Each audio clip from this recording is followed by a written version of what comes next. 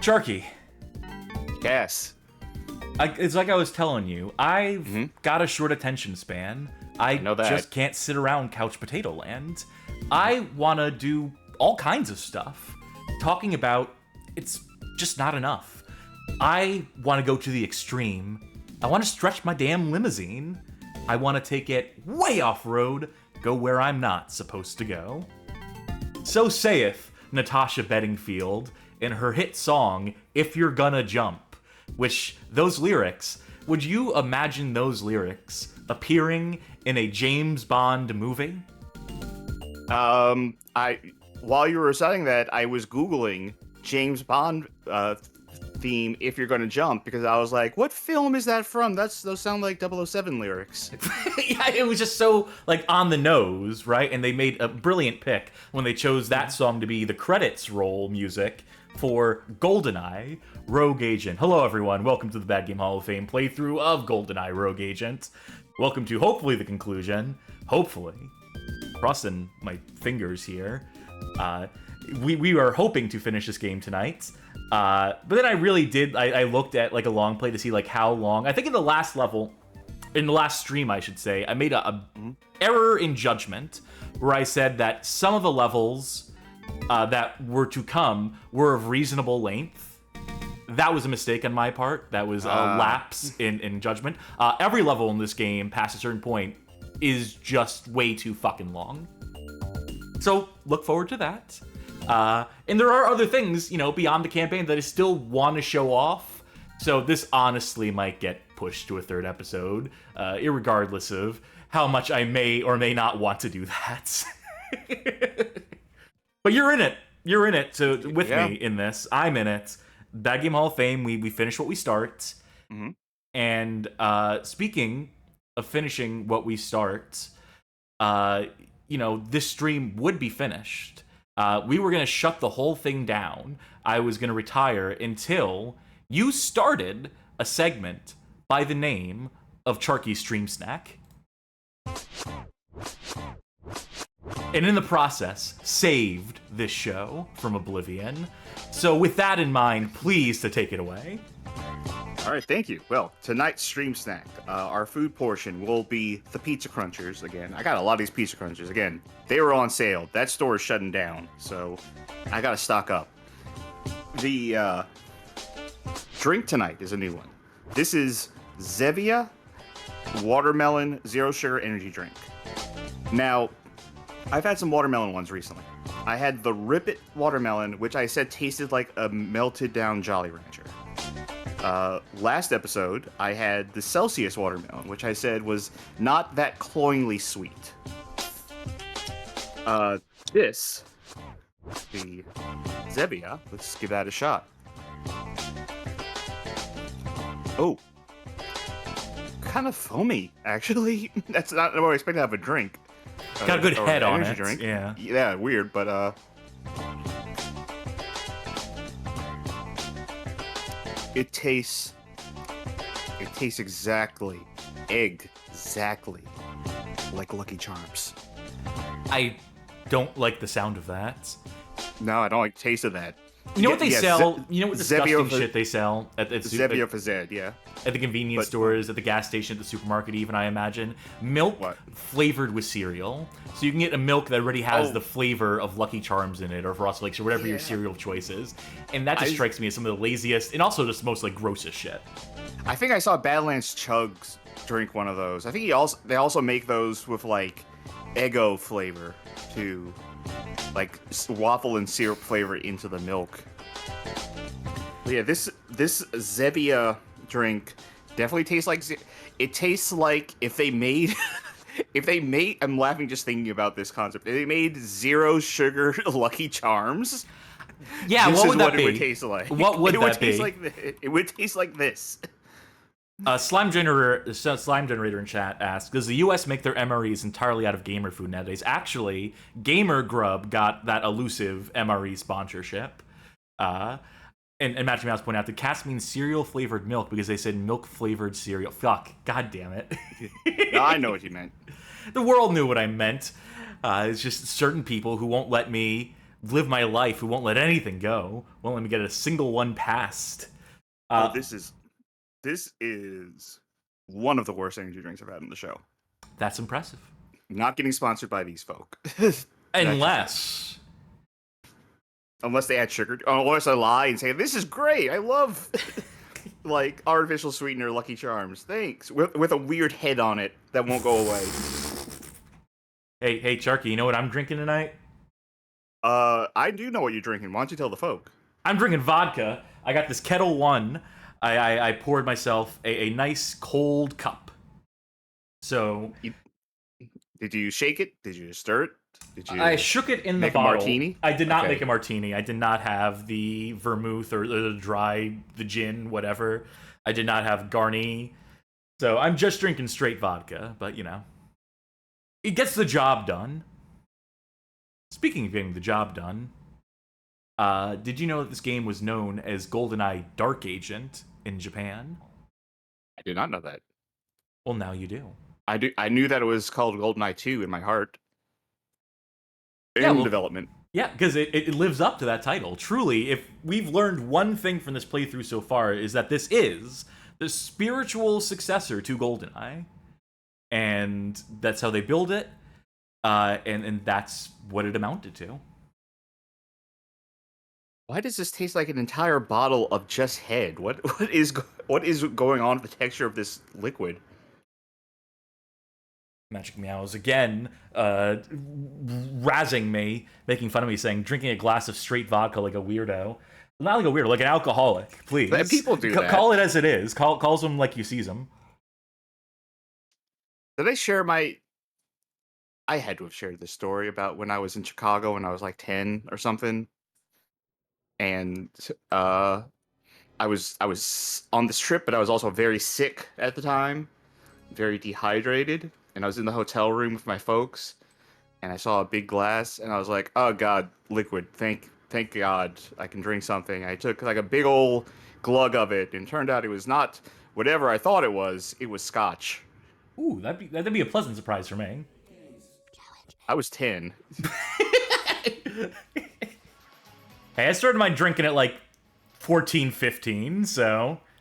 And I turned out fine.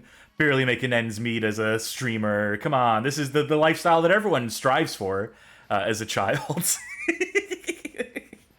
This is the future we all look forward to in our teenage years. Let's continue this campaign, why don't we? I think we last left off on the Hoover Dam. Yeah. And so that is where we will begin today's playthrough. And just to show how many stages we have left, it goes Hoover Dam, the Octopus, the Octopus, the Octopus, tap out, tap out, tap out. Crab Key and Volcano Lair. So 4 levels. Yeah. You're like halfway done. You would think. How could it possibly... I mean, the first 2 levels don't count. Fort Knox in the, For originality, the Midas assault was staged from Hoover Dam. He's got a seismic bomb in there. Ow, no! Oh, phew. I thought that helicopter's gonna run right into me. That was being narrated like it was the start of, like, Time Crisis or something.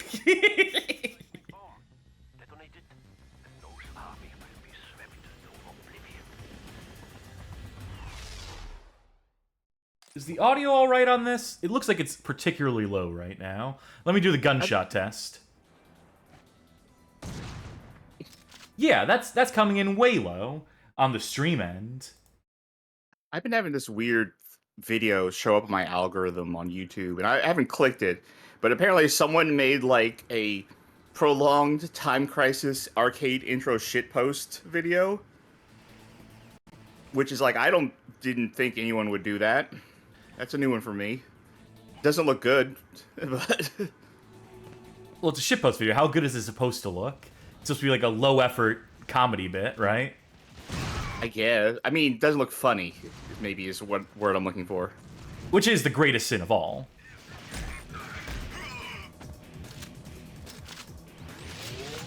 Again, audience, let me know if the audio is... should be good. Cool stairs. I'm blaming that for throwing off my shot. right, let's get a weapon that isn't a shotgun. That might help. It's so the water can safely go downhill, Oh yeah, that makes sense. so it doesn't trip. Use this ladder, or walk into this wall forever until, you would Third think jo- this is a door. A secret door. Third Joe, I have no idea what video I'm referring to. I don't know the name of it. I mean, you didn't click through on it, so No. I think I might have clicked through once, saw like 5 seconds of it, and then been like, okay, deleting that from my history. We've infiltrated the dam complex. Are you like me and are like super meticulous about like curating your YouTube history? You've turned me on to being more better about that. I used to not. I used to be very laissez-faire. Oh. They figured out my one blind spot. The balcony I'm standing on. Oh, sorry. Let me get into your field of view again. Yep. Thank you. Okay. Very considerate of them to do that. No, I've pruned my algorithm to the point where I do get videos that I want to see. Even like the low count videos are generally ones I want to see. But I can recognize which videos are going to completely fuck up. Oh, Its yeah, ability no. to tell me what I want. If I look at any video of a beer opener that makes a sound when you do it, like one of those Novelty Simpson ones, or any animation involving those sounds, because those are getting pushed by algorithm a lot. If I click one of those, literally my entire feed is just beer openers. That beer opener community. Pervasive. Fake The beer opener openers. lobby. People are making fake beer openers. By the way, I killed Volkner. Scourge of the Earth, Volkner. Famous Bond villain, Volkner. Secret actual antagonist of this game, Volkner. You get to the end and like you confront Dr. No, and he's like, "I'm not the one in charge here." And GoldenEye's like, "And then who is?" And he's like, "You already killed him." Yeah, back in level 4. Yeah, I give up. It's fucked up my plans. Mayday, Mayday. No, wait, that's a different villain. Shit. More games need to do that. More games need to be two worlds. More games need a thing where the secret villain is like in the opening of the game, and if you happen to kill him, it cuts straight to the credits. Yeah, no, you already avenged, like, your father's death or whatever the plot of a video game is. Yeah, no, you remember that guy? Yeah, that guy? Yeah. From level 6 of 36? Yeah, that was the guy. Yeah, folks, if you happen to not know what I'm talking about, go look up like a speedrun of Two Worlds. It is like just a couple of minutes, and it just ends the game because you kill the antagonist before you know who he is. Before the player character knows who they are. Yeah. Hold on. They're throwing a lot of enemies at me in here, by the way, and I don't appreciate it. I'm just trying to enjoy this remake. The Dam, this is the spiritual successor to the first level of GoldenEye and N64. This is how I remember it. I think I see a P90. No, it's just these shotguns. Can't you see I don't want them? Can't you see they're completely impractical in this location? Third Joe says, I used to fall asleep to ASMR in my car during breaks. I hope you weren't driving. And got some real doozies in the wrecks for that. I can only imagine how many hypno videos were in your recommendations by the end of that. Not enough. How many bimbofication things that we're trying to... Oh, you better watch it, because if I had bullets in this gun, I'd go blam, blam, blam, blam, blam, blam, blam. Right in your face. Close quarters combat. Don't worry, you'll warning figure shots. it out. Yeah, I have faith in you, buddy. I was playing a game recently, and I'm not going to spoil the game because we might have it on the show at some point. But where one of the characters said, like, we can only use the Gatling gun as a warning. It's like, oh, yeah. Cool. What fucking game was that? I don't want to spoil it because we might do it on the show, potentially. But, like... Give me the initials of it. WSP. World Series of Poker. No, I don't remember this. I don't remember the name of it at all. It was during one of my theme nights. Is the last game of the theme night I did on PS2. Anyway, I'll tell you later. But yeah, we can only use the Gatling gun as a warning. Yeah, 500 warning shots per minute. Well, when you That'll really make gotta him warn stop. them off. You see that? I shot that thing and it fell down. I don't think it fell on top of anyone or accomplished anything, but it felt good. I feel like I really nailed my shot.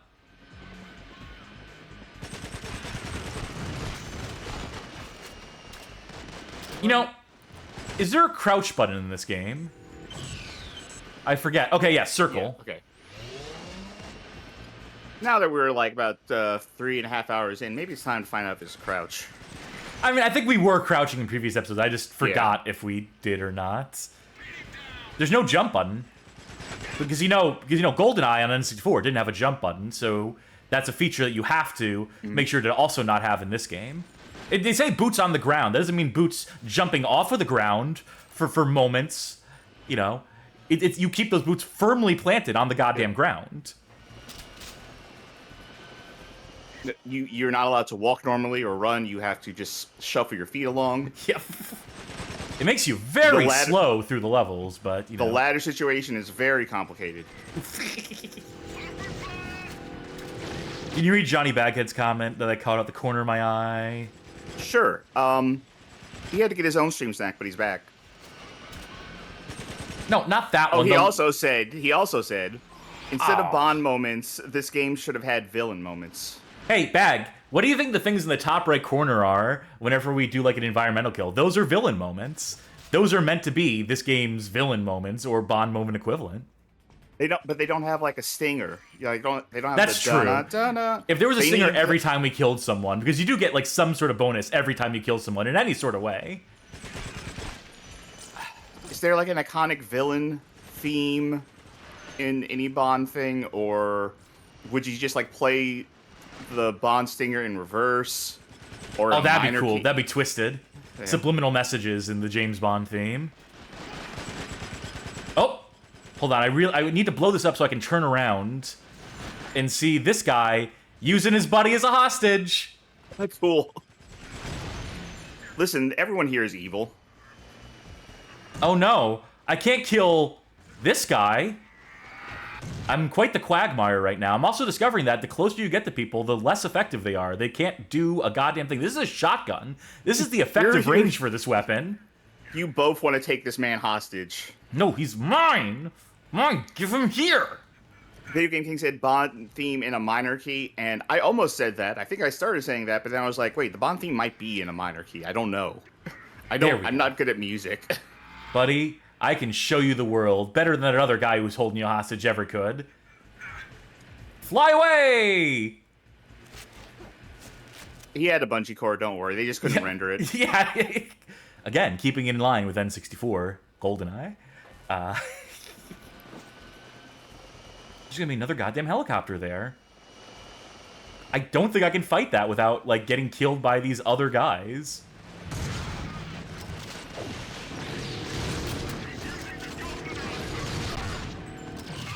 Did you hear him call out he's using the GoldenEye? How could they tell?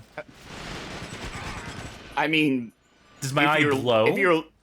If you're looking at them, then you are using the GoldenEye at this point.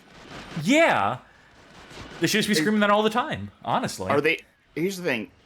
How many people are aware you have the GoldenEye? Is this like an open secret?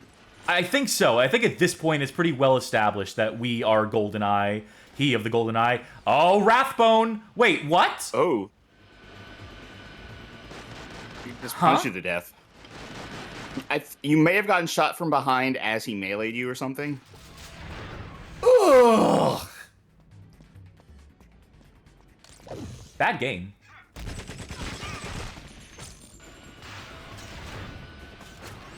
Okay. You know, you're saying they're less effective when you get closer to them, but sometimes they know how to punch you. And that is the most lethal move of all. Okay, let's dump this mag. I think I know how I want to handle these fights. Can you truly be a rogue agent if you're following orders from someone? Well, I'm not really an agent of Goldfinger. I'm more like a contract employee. You know, I'm some sort of like. I feel like you're probably indebted to him considering the whole eye situation. I mean, we were working for MI6 without one of our eyes. MI6 did not make an eye for us, and we were still an agent for GoldenEye. a period of time. I mean, that was probably contractual, right? I'm saying, like, Goldfinger would probably be the guy who's like, okay, I gave you this eye, so you work for me until you pay it off, which is never. I suppose so. Okay. Regenerate that shield, regenerate that health. I'm waiting to see how this game ends, right? Where the plot goes with this one. Oh, yes, the plot. Like, okay, well, one possibility, which I'm starting to believe is what happens, is the game just ends. Like, no resolution. It just kind of ends. But, like, do you, like, turn code and defect to the good guys? That's definitely not going to happen. Do you kill Bond? That's definitely not going to happen. Well, we already did it in the first level. Remember when we killed James Bond? It was all our fault. Yeah. Oh, I do remember that. Oh, thank God. Slime Generator says that he's using the GoldenEye. Let's not die another day and execute our license to kill him. Mateus Ari says, that guy using the GoldenEye, he must be a rogue agent.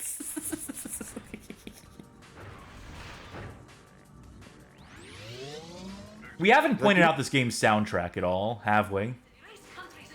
We probably mentioned that Paul Oakenfold was involved. I mean, whatever. This is right by the checkpoint, so who gives a shit? Yeah. He also started the stream by reading the soundtrack lyrics. That's true. Okay. I meleeed him and instantly died, and he didn't even notice. He doesn't even get to take any satisfaction in it. He's just gonna trip over me and just be like, where did this guy come from? Hey, what? Oh, you know what? He has the shield. He has the shield, yeah. Yep. Because remember, if someone melees you while you have the shield, then they get killed. That explains a lot. Okay. Oh, Xenia's taunting us, by the way. Oh, Then, bye. that reminds me, I need to drink some more of this Zevia. Just so it's gone. I need people to redeem drink up so that, one, you can finish yours, and two, that I can start drinking. Oh, this is awful. Oh, God. Sorry, that was genuine.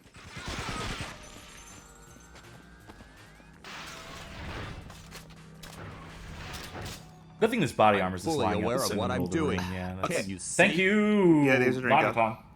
Oh, did you lower the price of a drink up recently? Mm-hmm. Okay. I've said several times before, and I've actually said this on Frank Gothic's podcast, Here Be Media, when we guested on it. But my philosophy on like the whole, play bad games so you don't have to, and I think, and I say like, listen, you should play bad games. You should. If I experience something that is bad, then I'll encourage other people to experience it as well, so they can, everything I've said about it. Yeah. That does not apply to the stream snack. Please do not try Zevia. This sucks. I hate this drink. Wow, they're really not going to sponsor us now. Yeah.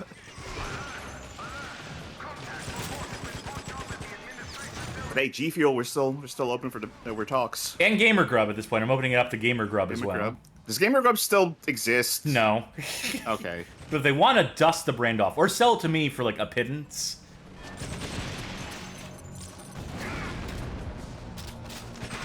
That guy just tripped and fell. He tried to make it look like the explosion got him, but he was really just embarrassed.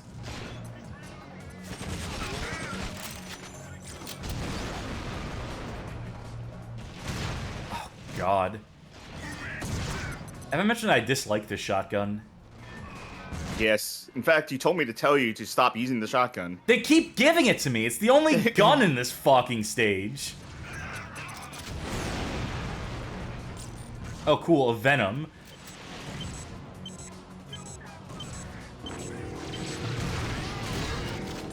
Look, I was also holding a I kind of hostage. wish there. Luis says, I kind of wish there was a bonus mission where we play as Oddjob. Yeah. They had plans for Oddjob in this game, almost none of which come to fruition. If we get a chance to look at the concept art that is included with the game, as like unlockables, we may well see some of the intentions they had for Oddjob.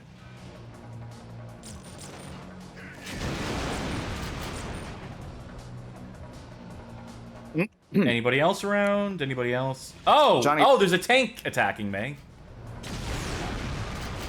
Bye. Johnny Backhead says, not sure if it got mentioned when I was away, but do you remember the pro tip to improve weapon accuracy and bullet spread, which is to say human shields? Yeah.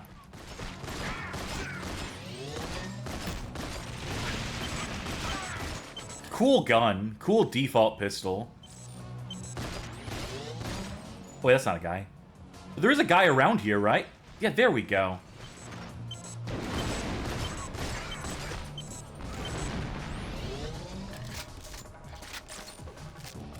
Alright, so we got the detonator, we got a shitty pistol, slightly less shitty pistol. Not David Cage says, I have proof you only live twice, for your eyes only, from Russia with Love. Very good. I'd challenge you to show that proof, to show that evidence. Doctor, no.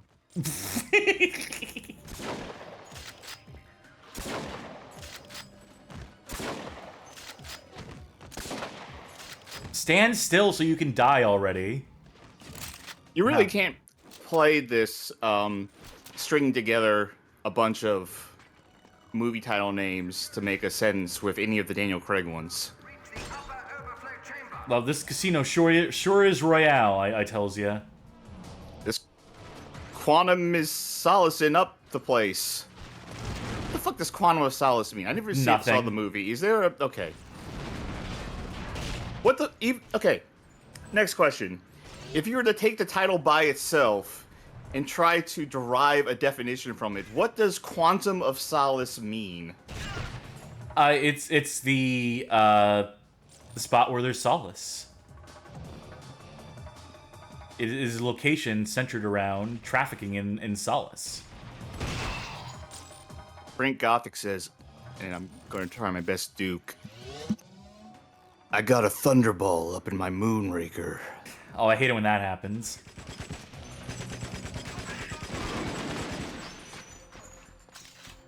So this level sure is a lot of the same two rooms, basically, over and over again. Which is, say, this outside stair section, and then those indoor sections, like the foundry-looking rooms. Just like the N64 level. Just like Dam on... Like, at this point, we've pretty well established this game has absolutely nothing to do with GoldenEye, right? Can we talk about that? I've been dying to talk about it, Sharky. Just how cynical a marketing ploy it is. Just how far off the mark this game is from that in any way, shape, or form. How this game is just, like, the most bare-bones first-person shooter. Notice how, like, we read that quote from that executive producer fellow whose name I can't recall off the top of my head, where he talks about this being the spiritual successor of the GoldenEye and hitting up, like, the three key pillars of the game. The hot environments, the incredible AI, and that intense multiplayer. You know one thing he didn't mention? Like, the variety of objectives. That's, like, the thing from GoldenEye. If there's any one thing that I remember, that the first thing I think of when I think of GoldenEye, it's the mission structure. It's the part of the game where the different difficulty levels all have different objectives for you to do. That, you know, playing on the easiest difficulty is usually just like a straightforward shot to get from point A to point B. But you up it a secret agent and suddenly you're placing tracker bugs and covert modems on stuff. You move it to 00 agent, you're hunting for keys and opening up safes to steal blueprints, taking photos of satellites, and doing all this stuff, which is superficially is just like pointing and shooting. Yes. Like, you know, I've talked about this where it's the variety, as it were, is an illusion to a certain extent. Mechanically, all you're doing is aiming in the way that you aim a gun and pressing a button to either throw a tracker bug or interact with a computer. But I mean, that's all video games. I mean, all video games are defined by their inputs. But all you're doing is holding a controller and pressing buttons to make the thing progress forward. Yeah, but there's still a point to be made there, which is that like having that variety of things, making you feel like a secret agent a little bit in that game, or as close as they're going to approximate on the N64 of all systems. But this game really just strips all that artifice, all that pretense, all that variety away. And what does that leave us with? Really middling shooting. Like, when you strip a game of those objectives, like, let's be real here, the shooting in GoldenEye on N64 is fun. It's not good, right? It's not great. It's not like the punchiest weapons. All the reload times and animations across all the guns are the same. By necessity of the console, the way you aim is fucking weird. But, like, ultimately, you can, like, hide that behind really good level design and things of that nature. Okay, I have to stop my point because look at this fucking section of the game. We need to get past all these tanks. Oh, I'm out of rockets. I now have no means of effectively dealing with the tanks. Or at least not that one. Will grenade work? Maybe. Oh, it did. That's actually... Yeah. That is kind of handy. Oh, and these guys have rocket launchers too. But there is a section coming up in this level that is just diabolical. I think it's, like, soon. We had a question from the chat I wanted to get to, and I'm pretty sure I know the answer. I'm pretty sure I definitely know the answer. But Video Game King asks you, would you rather play Rogue Agent or the Wii GoldenEye game? The Wii GoldenEye game. It's not great. I don't love it. It's functional. It is a functional product. Which this game is also, like, to be fair, functional, but... Who plays 006 in that game? Generico. Certainly not Sean Bean. Okay. Well, I remember I played the demo for that when it came to, like, other consoles. And there's a scene at the start where they have you, like, breach a room in the dam level. And... you get out to the side of the door, and 06 gets to the other side, and he looks at you, and he's holding the door, and he counts with his hands, like, 1, 2, and then, if you just don't press the button, he just kind of stares at you, with his mouth kind of open. Come on, man, don't leave me hanging. Fuck! Okay. So I tried to engage with this game the way that you theoretically should. I tried to do this section the way that you would want to do this section. It is now time to do this section the only practical way you can do this section.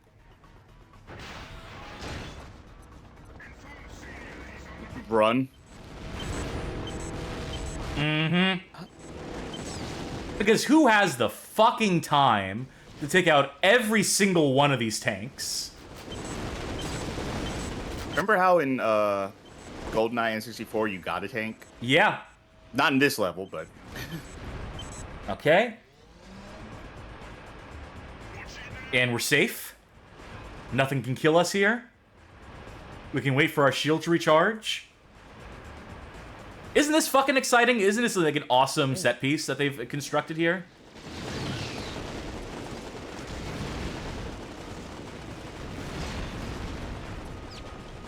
And we're good. All right, cool. We got past that. We survived all 8 of those tanks on the fucking bridge. I bet they feel silly.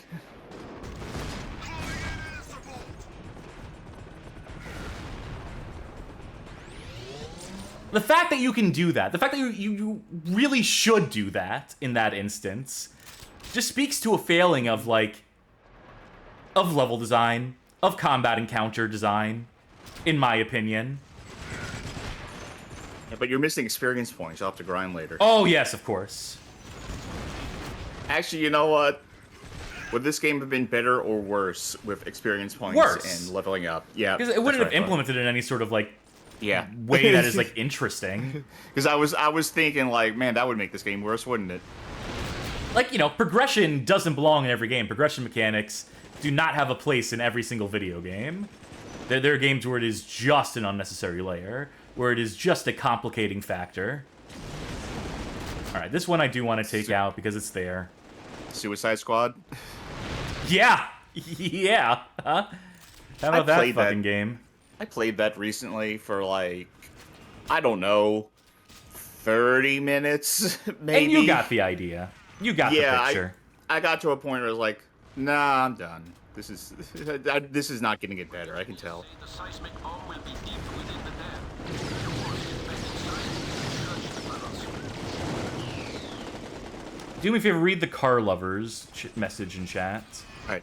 Is The World Is Not Enough on PS1 better than this? That is a very good question. Remind me, what's The World Is Not Enough again? What's That's plot the of that Black one? Ops one. That's the Christmas Jones, and the nuclear react submarine, and the bad guy who can't feel anything. N64 Okay, version of that game, brilliant, I never inspired, played that. masterpiece. The PS1 version compared to this, Yeah, the only PS1 movie game I played was Tomorrow Never Dies. which is the best one. I think this is slightly better in the PS1 one. That PS1 Twine at least has the artifice of variety in its objectives. They were still trying to make a game that sort of hit up those GoldenEye vibes. The N64 version really knocks it out of the park, but there's at least, like, some variety of objectives in the PS1 game that make you feel like a secret agent rather than just third-person shooter man. Or first-person in that case. I was thinking of Tomorrow Never Dies in the back of my head. We're talking about a lot of like good N64 games. Do you mind if I bait for engagement Oh, for a moment please. here? That's what we live for here. Hey, folks, including like on the watching the YouTube video, if you know a good like N64 USB controller, let me know. Because and besides the one that Nintendo put out for the Switch, like not that one. That one's super expensive. But like I've been really wanting to play some N64 stuff, and I just don't have the controller for it. This I know there are MK adapters. detonator- I know there are adapters for original N64 controllers. I do not know where my N64 controller is, and it's so old that it might not work anymore. This detonator that shoots tiny little, like, grenade-type explosive things that you trigger, those do just as much damage as the rockets from the Harpoon. As this big old fuck-off rocket launcher just laying in the middle of the street here. We are better No, it's off using the Mark II detonator than that. It's not the size; it's how you use it. That's true. Oh, speaking of, I used that wrong.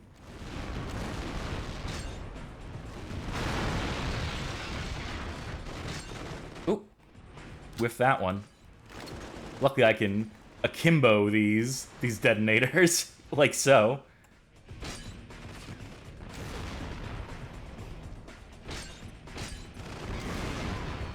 Double Actually, blast. you know what?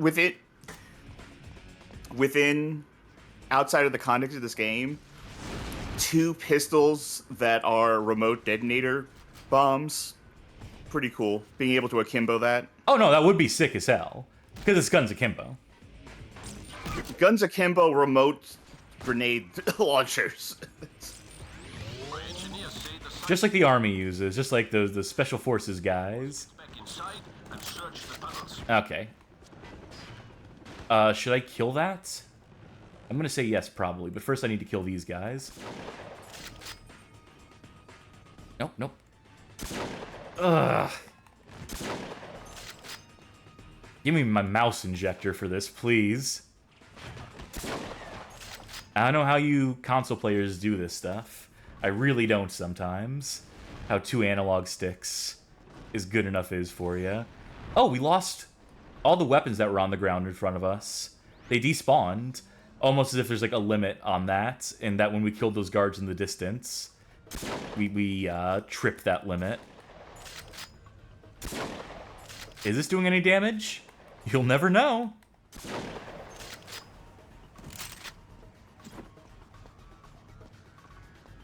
Well, I have the shield in case things get a little dicey. I can turn that on. Wait, is that a rocket launcher? No, that's just this thing. Wait, I just realized something. I'm sorry. I'm going back to the controller thing. Bob in the chat recommended a Brawler 64 USB pad. So I looked at it real quick, and I looked at the layout, and I realized, wait, this is the same layout as the Hori fighting pad I have. This is the exact same layout. Yeah, which means it is not like a strict N64. It would not work for not fighting games on the N64. No, here's the thing. It would. The layout of the Brawler is the exact same. So, yeah, there's 2 buttons, and then there's another 4 buttons right next to it that correspond to C-stick. Not C-stick, C buttons. The problem At that point, is, just play on a Saturn pad. I mean, what the fuck are we doing here? Well, I'm saying at that point, I guess I don't have to buy it. The problem is, I have tried using one of those things before. Go check out our N64 anniversary episode. And when I tried to tell you what controls to bind things to, you thought I was a crazy person. Yeah, that was rough. Whoop, let's sidestep those.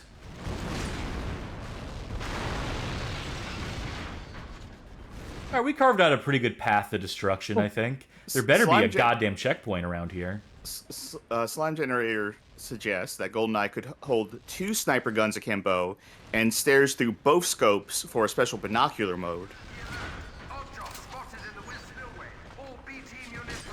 I'm for it. I could see a soldier doing that. Like, oh, I forgot my binoculars, but I have 2 sniper rifles here. This is just as good, if not better. Now it's I like can see from binoculars the with distance guns and kill attached. people. Yeah. Also, what is this, like, weird memorial doing at the Hoover Dam? Do you think the real Hoover Dam has these? Well, if they do, they definitely don't look like this low res, I can tell you that much. Anything cool behind here? No. How far could I toss a grenade? Hey, guess what? They do have those at the Hoover Dam. They do? Yeah. Okay, I stand corrected. But are they that low res, though? That's the question. No, there's slightly more detail. Better texturing, that's for sure. More polys. Yeah. Better lighting. No. Okay, we're making progress. Gamer going outside. Oh, this isn't 144 frames per second. You know people who say you can only see at 60 frames per second, that anything higher than 60 frames per second is just placebo effect? Oh, you can only see at 24 frames per second. Mm-hmm. Personally, I can only see at 15, so... At the same frame rate that PS1 FMVs played at, so... I can also only see in 720i. Well, yeah, you need to upgrade your monitors, I mean eyeballs.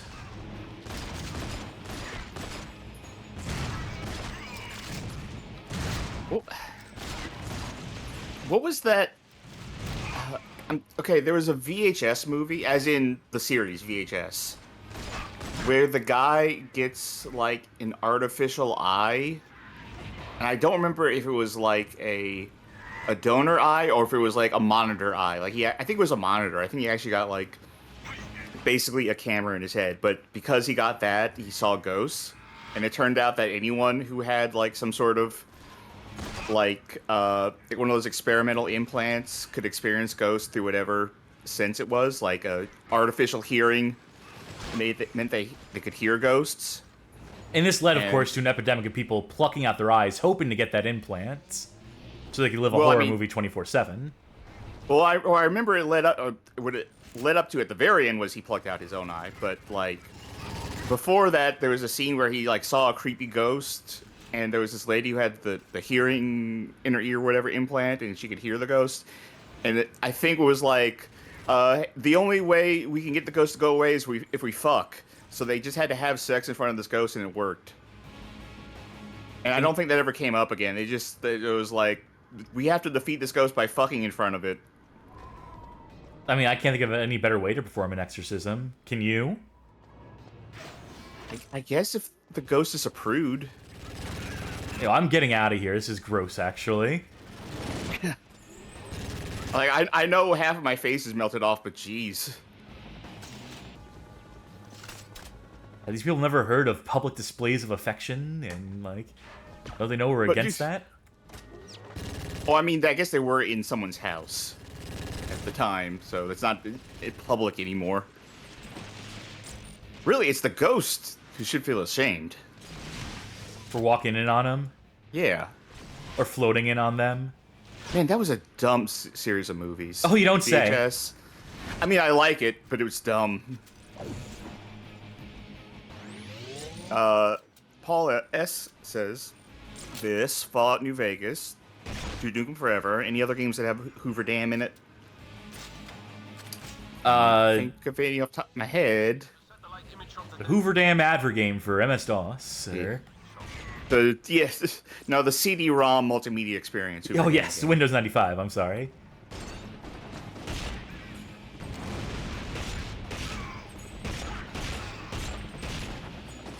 Let's see if I can hit this guy from here. Yeah, I can. Oh, goddammit, I was bringing the shield up, too, and I just got rocked. So anyway, there's a helicopter shooting missiles at me. I better take care of that. Oh. Johnny with the list. The giant bomb list of levels of games with the Hoover Dam in it, which does not include GoldenEye Rogue Agent. So if you have a giant bomb account, get on that. Contribute to that wiki.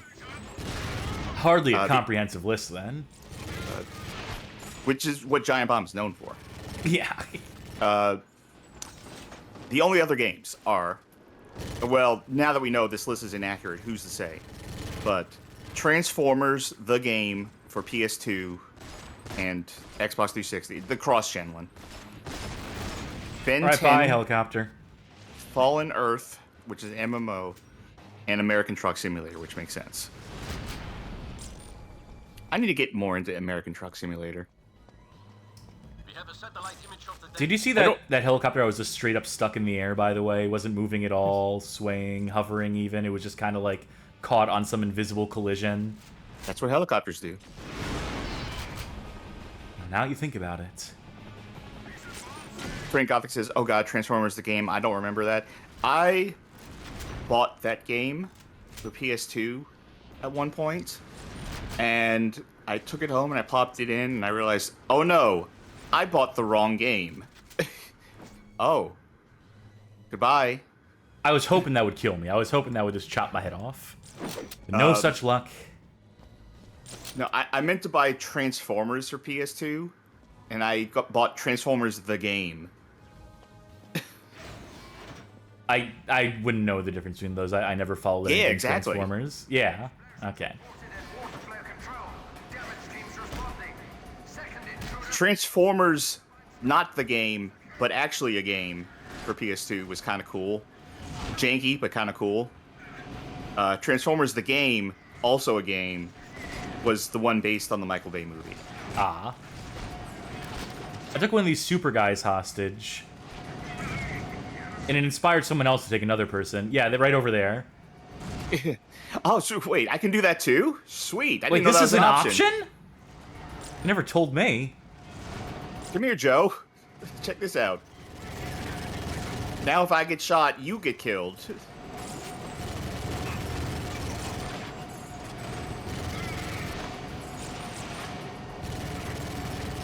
Thank God for these chain guns with their weird magazines. What fucking sense does that make?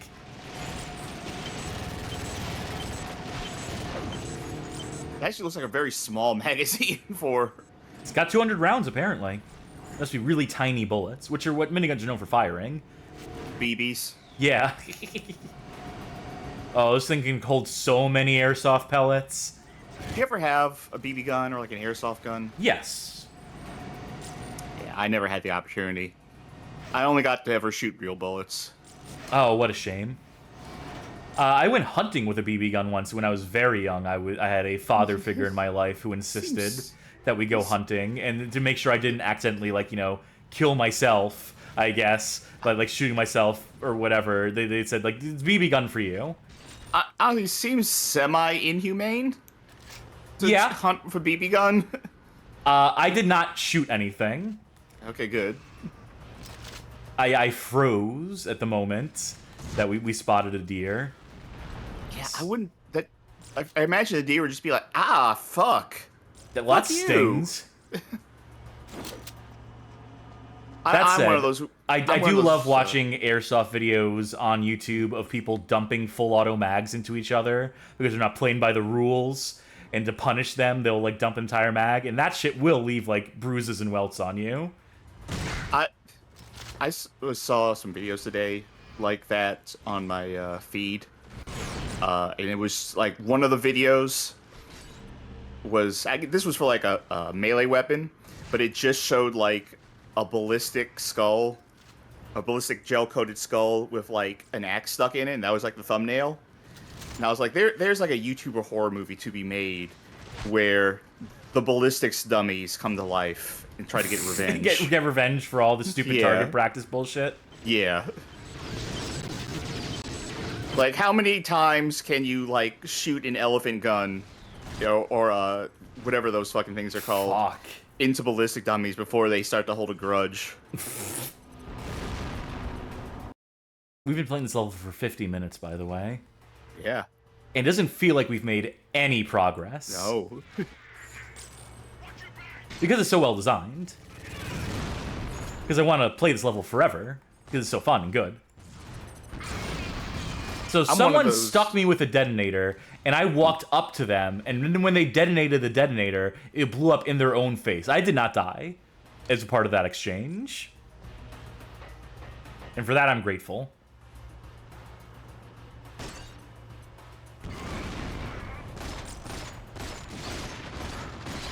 Oh, for fuck's sake. Give me a break. And a good gun, for a change. Ugh. I'm using the shield. That's the only effective power-up that we have. I guess the game just wants me to, like, take cover. Wants me to play like a coward, which I just, on moral grounds, refuse to do. Where's that Mark II detonator you had? There we go. And I'll also take the gun I hate. Thank you. It's the only gun I know. any enemies in this fucking level have. I'm not begrudging you for taking them at this point. Well, I'm begrudging the game for making me use it, despite the fact that it sucks. Oh no, that guy got me with the venom. Whatever will I do? I have a gun that has sticky shots too. There we go. Oh, I see.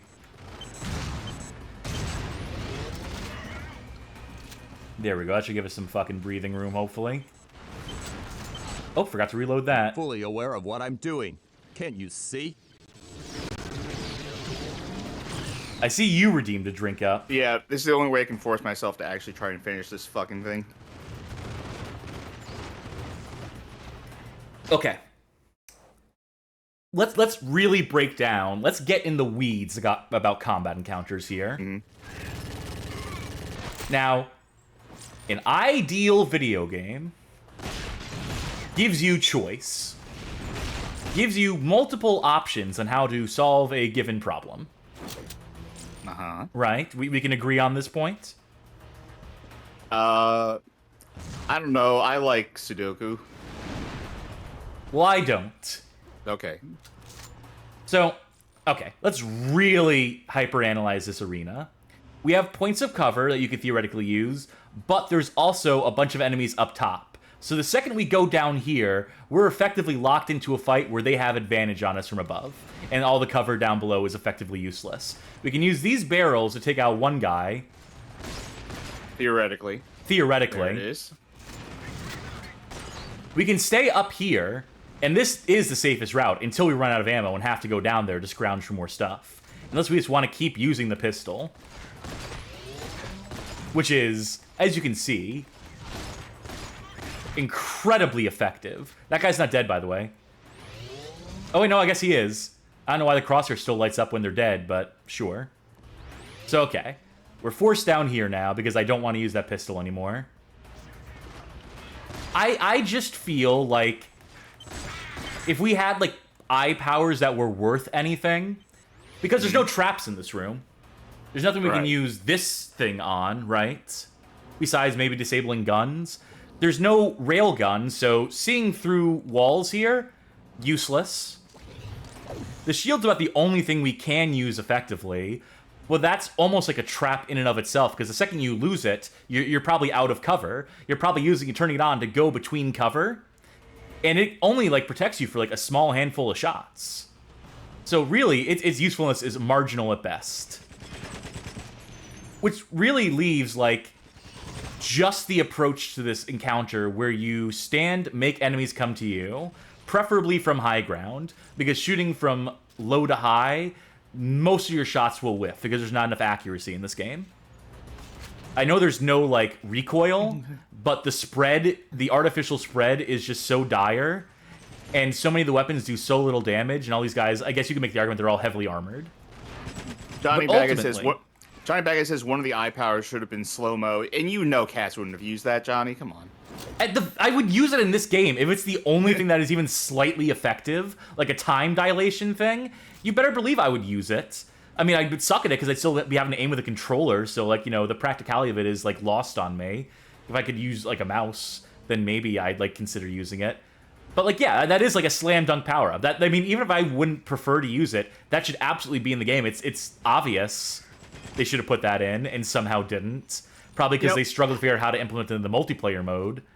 You've been talking a couple times about the struggle of using a console controller for a first-person shooter. I know you have a DualSense.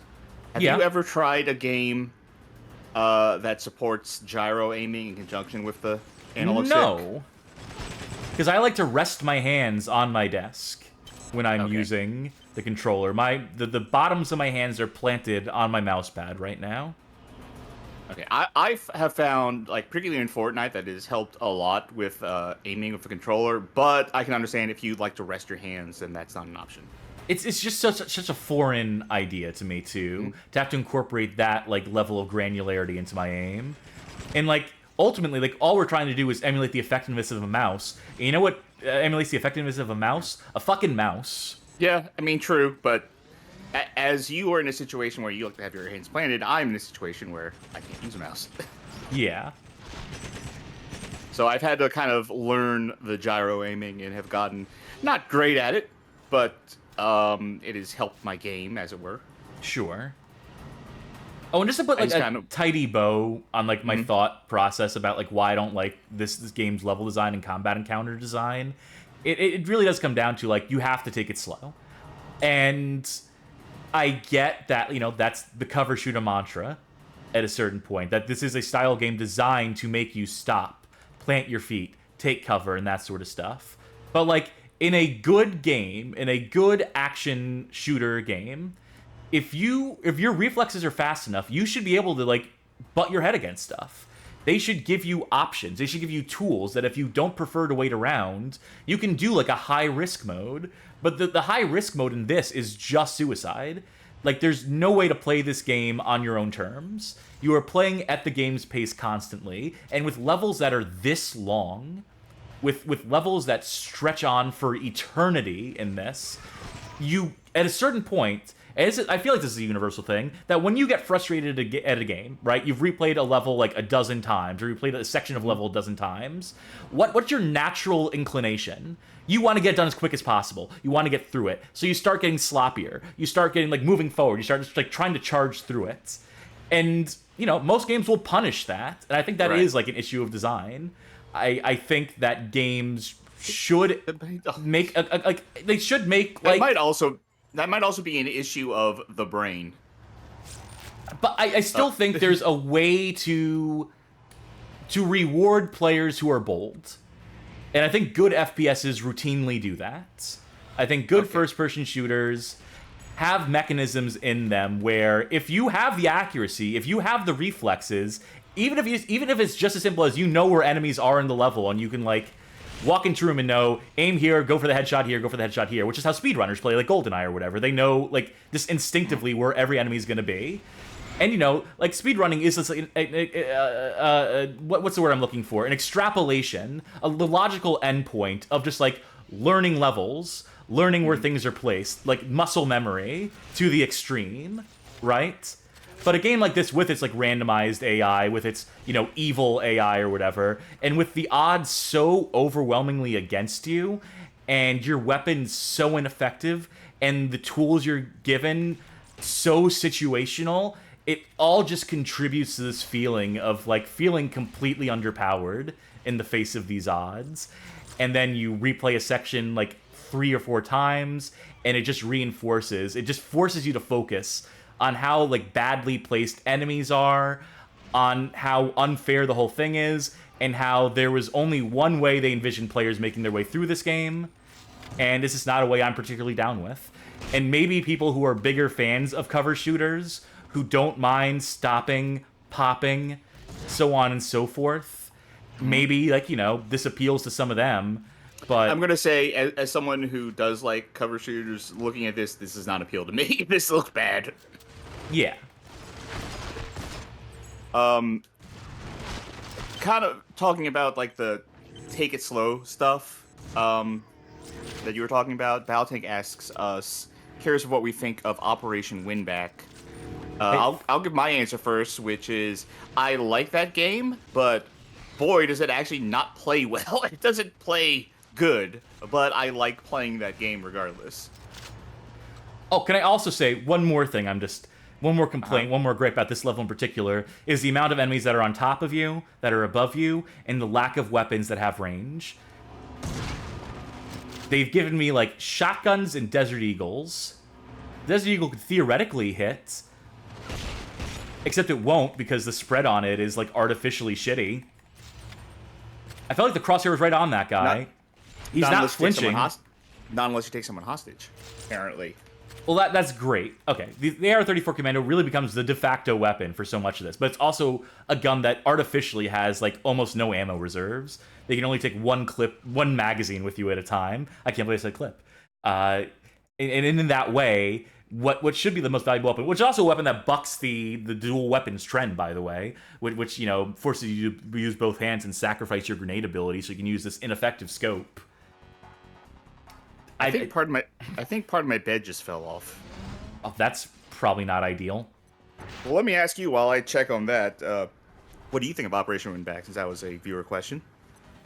I have not honestly played enough of it to come to a determination. Incredible voice acting in that PS2 version. Wrote a message in his own blood. Way to go, kid. That's good, John Luke. You're doing well. Oh no, it's Karango. Wait for a second, I can kill these guys. Alright, good, we got it.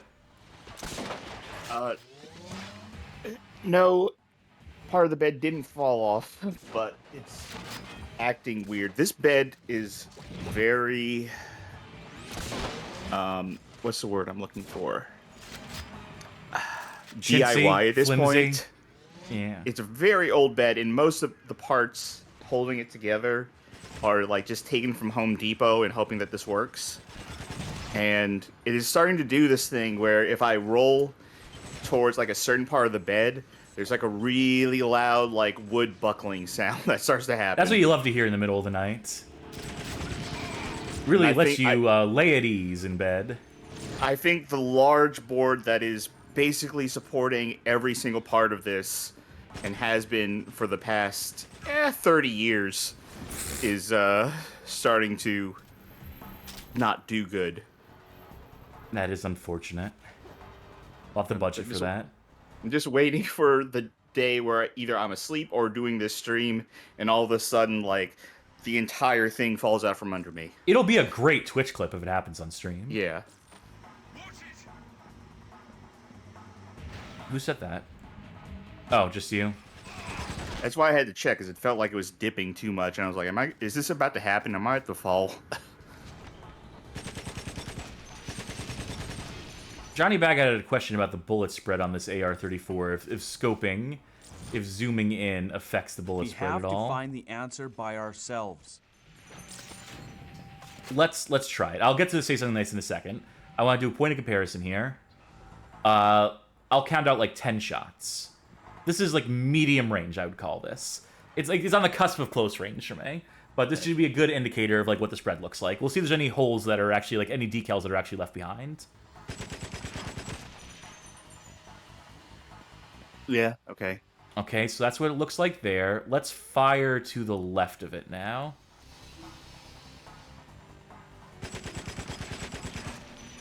Worse, actually. Worse! Literally worse! Literally way more deviation to the left of this top right. How did this shot fucking go? What the fuck? That's disgusting. That is obscene. I thank you, Baghead, for recommending we do that, because that is some of the most egregious bullshit I've seen in my time playing first-person shooters. That is wretched. What a fucking trap. What The only goddamn trap. The only defense I could potentially even think up is that there is no change. It's pulling from the same RNG table, and you got a real bad luck at the draw there. But that is a flimsy defense because it really should be a tighter spread.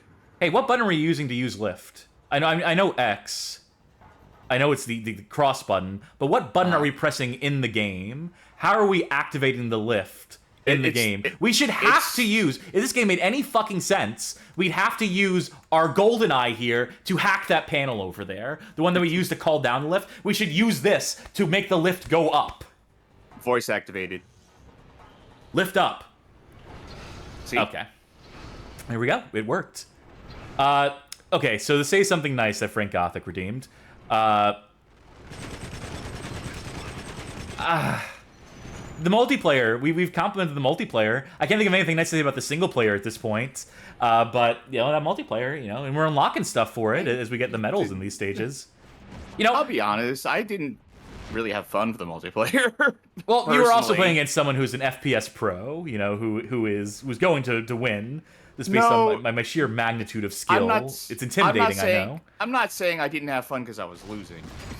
I'm saying, like, the act of playing it wasn't very fun. I for think me. there's some decent stages. I think if you are someone who likes those consoles... Okay, I will say, like, for as decent as I'm saying the multiplayer mode is, you know what I played in the Discord last night? I played a little bit of Agent Under Fire, and I was just playing against bots, the multiplayer mode in that game. And oh my god, that game has such fun multiplayer. That game has great multiplayer. It's not like, you know, GoldenEye multiplayer. It's not grounded in that way. It's a game that's all about, like, here, take this Q claw and Q hover pack, so you have, like, a constant hover pack and constant, like, grappling hook on you. And there's power-ups, mutators in the stage. And it is just like a arena shooter. They made a Bond game into an arena shooter with Agent Under Fire's multiplayer. And it's fun. It's fun as fuck. It's great. And so you compare this to that, and it's like night and day. This multiplayer sucks compared to that. Has a better variety of, like, stages in terms of, like, classic locations. The Bond fan in me pops for the stages in this game for the selection. But, like, ultimately, would I have to concede that Nightfire has better multiplayer? Yeah. Has better modes available in it, has better weapon selection, more classic characters than this game could even dream of having in it. World's Not Enough multiplayer on N64 has a lot of the customization, has a lot of the best parts of GoldenEye's multiplayer on N64, and then some, including what I think is like one of the most underrated multiplayer maps of all time in Skyrail, which is like this snow map, which actually returns in Nightfire in some variation. Bond games, as a minimum, should have great multiplayer, right? Sure. Historically, they have had very good multiplayer. And that was an advertising point for this game, and they did fine. Not great, but fine. And so that is my nice thing about this game, is that it did not completely fail in the regard that it delivered on some sort of multiplayer mode that I could conceivably see playing with people. Conceivably see, like, friends wanting to play back in the day. Is that good enough? Huh. You have found the bomb. Slime Generator kind of brings up a good point. Like, You think the bad guys would have had like some sort of emergency stop switch for the elevator once they realized you were coming up? I mean, there's a million things they could have done to actually fortify this place. But, you know, the game has to happen. You can't just get shot in your bed. They can't just sneak into your sleeping quarters and shoot you in the head like a real, like, villainous organization would. You remember that website way back in the day where you put in your email address and someone else's email address, and then it would send them a cutscene from the Total War Samurai games where they either get assassinated in bed or they don't, or they get assassinated somehow or they don't, and it was like this back and forth thing where like, oh, someone tried to assassinate you, but they failed, send them a thing back. I remember the Hitman advertising campaign. I think it was Blood Money or Absolution, where you could submit a photo of your friend and then would show them getting executed, assassinated by Hitman, codename 47. Oh, cool. I'm sure that that went over real well. Yeah. Now, okay, I hate to cut you off in the middle of this, but this cutscene is vitally important that we're about to see. All right. You know how Oddjob, you know how I've been talking about his role in this game? Yeah. And how we're on the same side as Oddjob here, right? We haven't heard any indication that, he's turned allegiances, that he's gone traitor, he's gone rogue in his own way.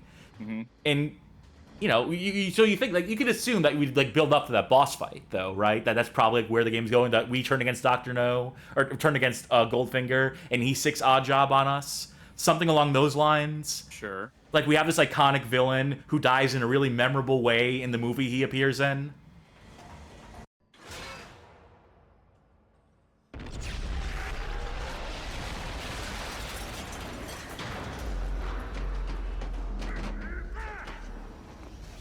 Bye, Oddjob. Yeah, that's it. That's all they have Oddjob do in this game. He's literally dead. That's it. He doesn't come back again in the game. I don't even think he gets mentioned again in the game. I think that's the full extent of Oddjob's involvement in this plot. Out of absolutely nowhere, apropos of nothing, without any explanation given, he tries to punch us to knock us off the ledge. He was there for 1.5 seconds in the Midas level. That's true. No, you're right. Credit where credit's due. Yeah, Balting says he doesn't even throw his hat. Rebellion. I suggest you leave the area. So, Still an area to leave. Goldfinger's not even acknowledging the fact that we just killed his best henchman, that we just killed, like, his personal bodyguard. Is he aware that happened? I guess not. I mean, I would have. That makes me assume that Oddjob just switched of his own volition, and it's not GoldenEye who sent him after you. Considering right after you kill Oddjob, he's like, Good job. Good job. Yeah, unless that was his backup plan. Like, whoever lives, he's like, oh, good work. Can't believe that happened. Now, there is concept art. There are 2 pieces of concept art that you unlock in this that show Oddjob, that show potential outcomes. One of them is him getting crushed by the rocks, like, as the dam is collapsing, so that was one way. Another one shows, like, you and him, like, fist fighting on a walkway in, like, some foundry-looking area, which might as well be the dam, I guess. So, like, clearly they had something in mind. Then there's that one screenshot that got used by every game's news website when they were covering this game, which shows you, like, pointing a gun at him while he's looking kind of surprised, like, huh? That was used in the epilogue card for the first episode. And so, like, all these options for, like, some sort of encounter with Oddjob, and instead they went for none and just killed him in a cutscene because they didn't have time to implement a boss fight of any sorts because they ran out of time or money, and they're just like, well, we need to, like, kill Oddjob, right? We need to, like, remove him from the plot. We need to explain, like, why he doesn't show up in these levels or, like, contribute to the plot in any way past a certain point. Yeah, just animate him falling to his death, I guess. Was Oddjob a mute? He didn't say anything, but I think it was because he was, he just didn't speak English, and every character in the movie spoke English, so he just kind of held his tongue. So I was just thinking, like, they couldn't have him, like, run up and yell, Dr. No says hello, or something like that.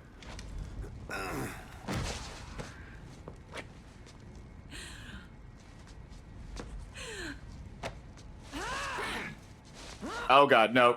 Censor. Twitch ain't gonna allow this. Don't die yet. haven't kept my promise. I'm drinking up already. I know what's coming up. Do I know this? You're fine.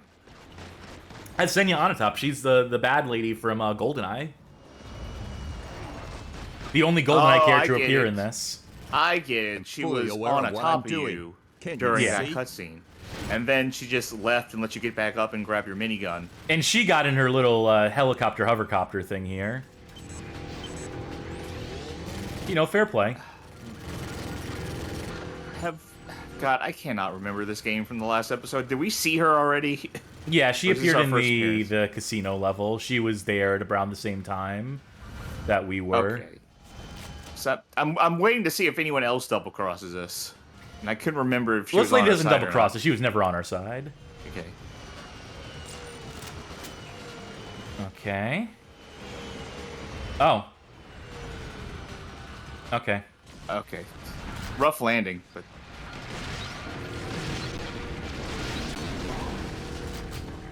Hi, lady. now you get on the top of her and like arrest her. Good. Good Yeah, work. I Good realized work, I had the Agent. rocket launcher at close range and I couldn't actually use it. Whatever, I mean, that's... Oh, we have to use the elevator again. And then sit through that cutscene again. Unless I can skip it. Yes, I can... No, I can't skip it? Cool. Oh, there we go. Now you can. I just have to Hit the press load. every button. Now, if you fail this 5 times, when you come back for the 6th time, it's odd job. Oh, yes, finally. Okay, come on out.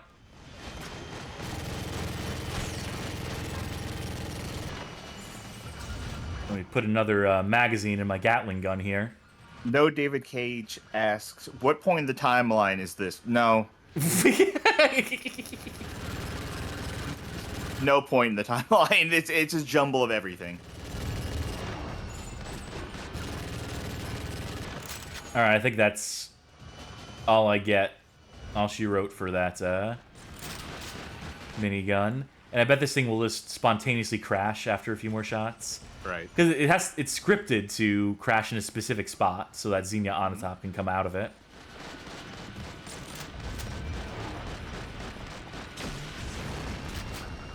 Isn't that the Xbox emulator? Yes.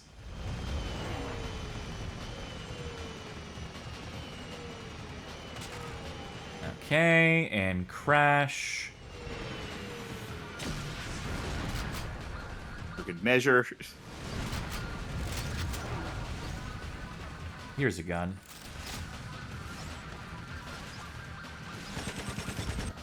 Oh, there we go. Bye, Xenia. You know how she died in GoldenEye? Do you remember how she died in GoldenEye?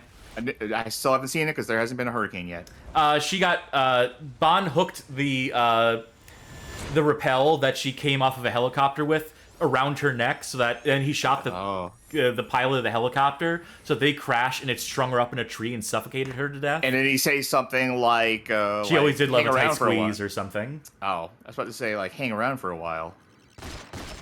Or hang out here. You know, just like, again, like a very memorable way. You know how Oddjob dies in Goldfinger? He throws his hat, he's using his hat in the way that it was like his one character note, and then he throws it into this, like, this gate in Fort Knox, and then Bond electrifies the gate so that when he grabs onto his hat, he electrocutes himself in really dramatic fashion.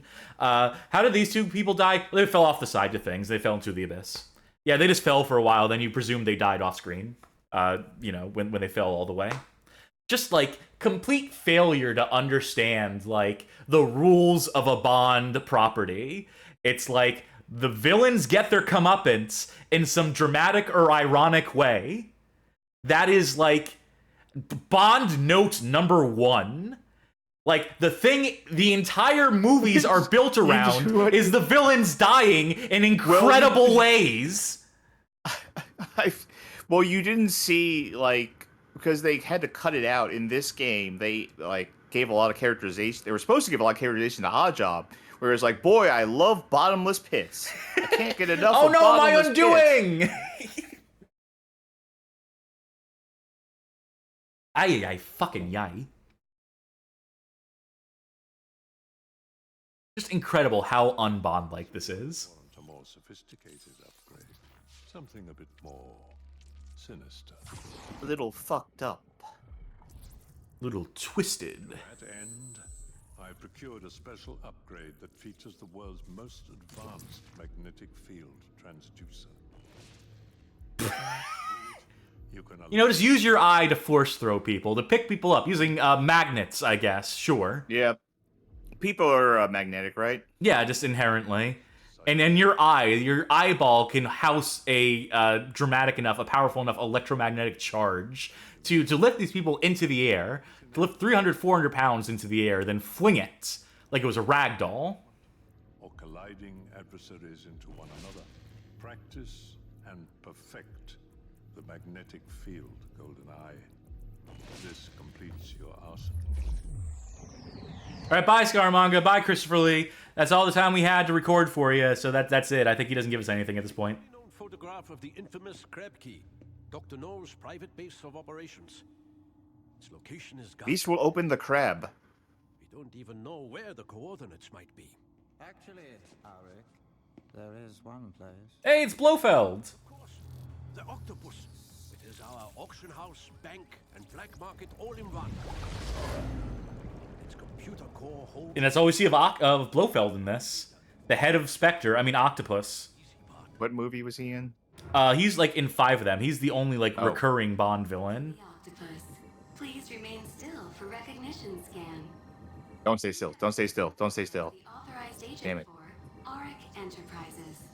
You may credit this account with any bid or purchase made today. Thank you, Mr. GoldenEye. This is maybe one of the only unique ideas in this level, is that you can buy things as you go through the level. This. It's almost a good idea. Also, can you read Carmen's comment? All right. I don't think these people weigh 400 pounds. Look at all the shit they're wearing and the miniguns they're carrying. You figure that these dudes are like 250 pounds, like, you know, just walking weight. You gotta be buff, you gotta be strong to be a baddie in the Bond universe. And then, like, all the gear on top of that, maybe 300. Listen, I need you to make as many business expenses as you can in this level. Oh, I will try. Put it on. You could put it on the company dime. It's not my money. But first, I need this guy to pop his fucking head out so I can do that to him. Because, again, high ground and cover that all these enemies have that we are denied at every turn. Now, I guess I will show this off. This is the force push. Who can we use it on? You. Cool. That takes 80 energy. So you cannot use it more than once per 30 seconds. Again, I ask, if you need to aim at the person to fling them across the stage... Okay.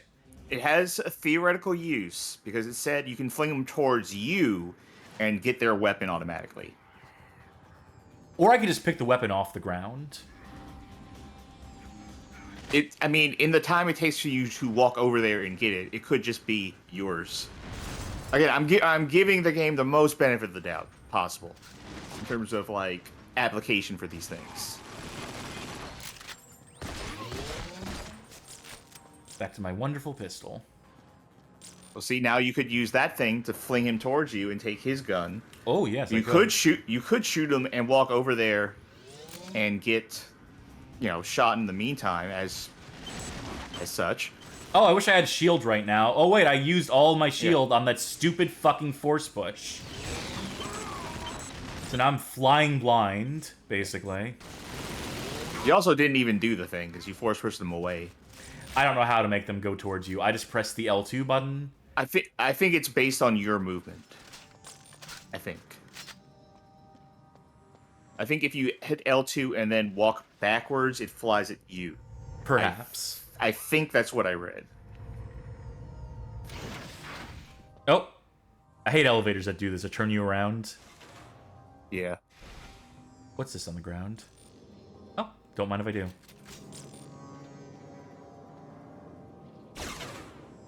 Groovy room. Look at these octopus tendrils. That's adorable. Yeah. It almost makes you forget that Octopus is like a desperation measure on their part. A desperate rebrand because they didn't have the rights to say Spectre anymore. at this point in time.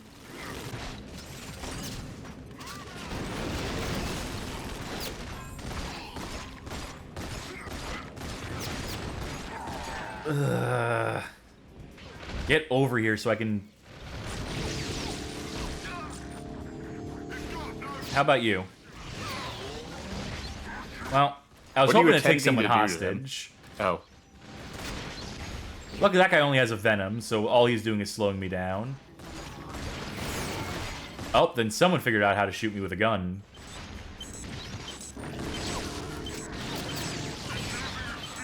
This sucks. Here comes the checkpoint.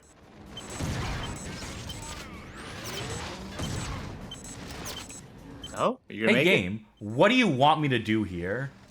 You're not giving me effective tools for the situation. This is barely cover. I'm surprised it's working as well as it is. Wait, I have a plan. Get close! There we go. Now we wait for our shields to recharge. No, wait, you're getting shot from the other end. It seemed like a good idea at the time.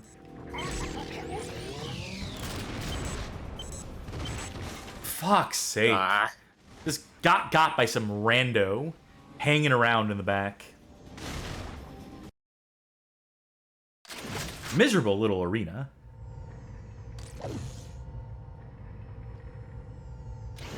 Fucking hell, I try to predict where it's gonna open up, but... every time I walk into an elevator in a game, and it's like a gate on both sides, like, I hate that. I just end up, like, looking down or up the entire time to see, like, okay, where does it look like the door is gonna actually open from? There's no way of knowing.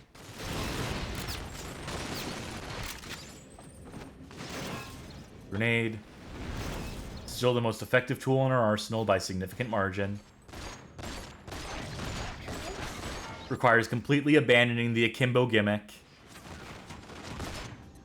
But goddamn if it's not effective. Grenade's pretty effective too. That's what I just said, the grenade is the most effective.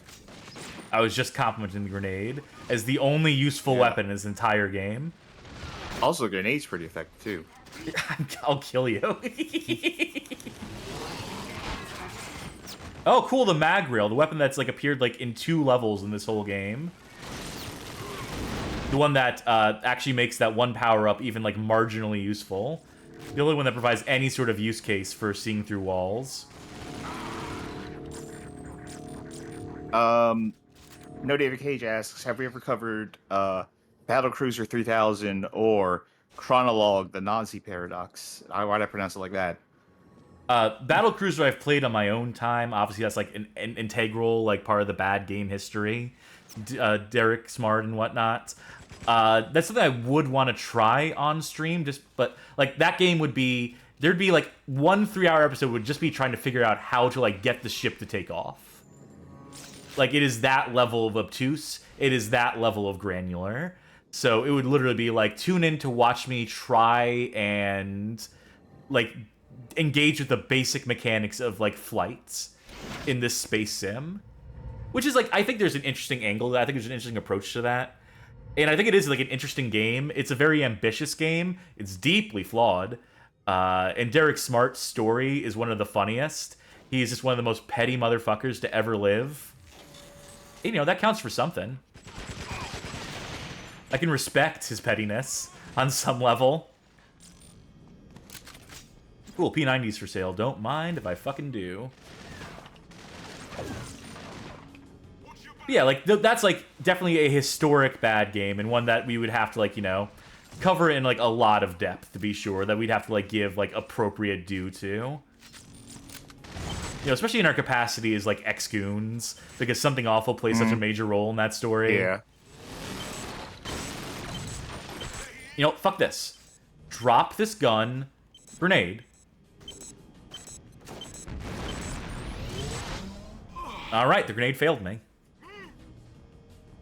Again, high ground. Just like, what are you supposed to do about enemies who have height advantage on you, who have cover advantage because of the railings, that often have, like, bottom guards to them, too, so you can't just, like, shoot their torsos or feet. It just makes it so that anytime you are, like, on ground level, it just feels like the game conspiring against you. Oh, I hacked his weapons. He didn't notice. I meant to hack this panel to make this bridge show up, but Oh, won't he be surprised if he tries to kill you? Yeah, he's surprised.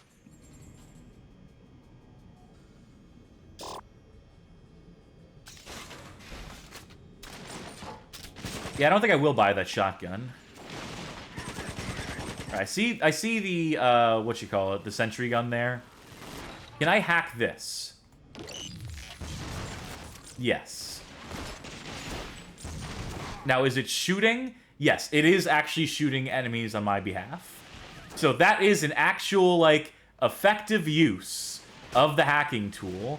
You turn turrets that are aiming at you against the enemy. Took us 5.5 hours, but we found it. It's an idea. And in a game bereft of ideas, any one they manage to sneak in, you have to give them some amount of due for. More P90s? Oh, I can't take these ones. Perish a thought.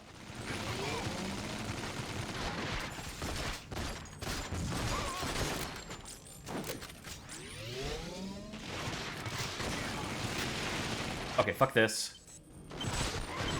You know, when they said you could, like, buy stuff here, I was hoping they meant, like, cars. There's some more Clothing. stuff coming later. Authorized purchase agent for Auric Enterprises. You have a credit ceiling of 18 billion neutral currency units. See, that's almost like nice world building. Hey, you know what this game needed more of? World building.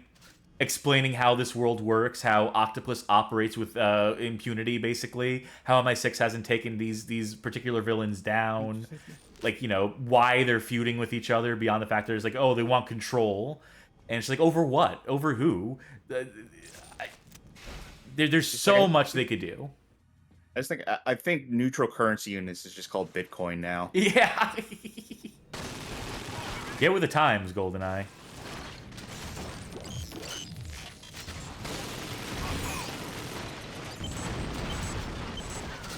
Shit. Alright, what can I do with this? Can I hack this? Thanks for letting me reload, dude. Johnny Baggett says, in this canon, James Bond isn't actually that good of an agent. Yeah, you're right. All of his villains are still alive and kicking. He just doesn't finish the job. And then he gets himself killed in, like, the training mission in the very start. Or rather, GoldenEye kills him in cold blood. Yeah, in in cold blood. Directly responsible for his death.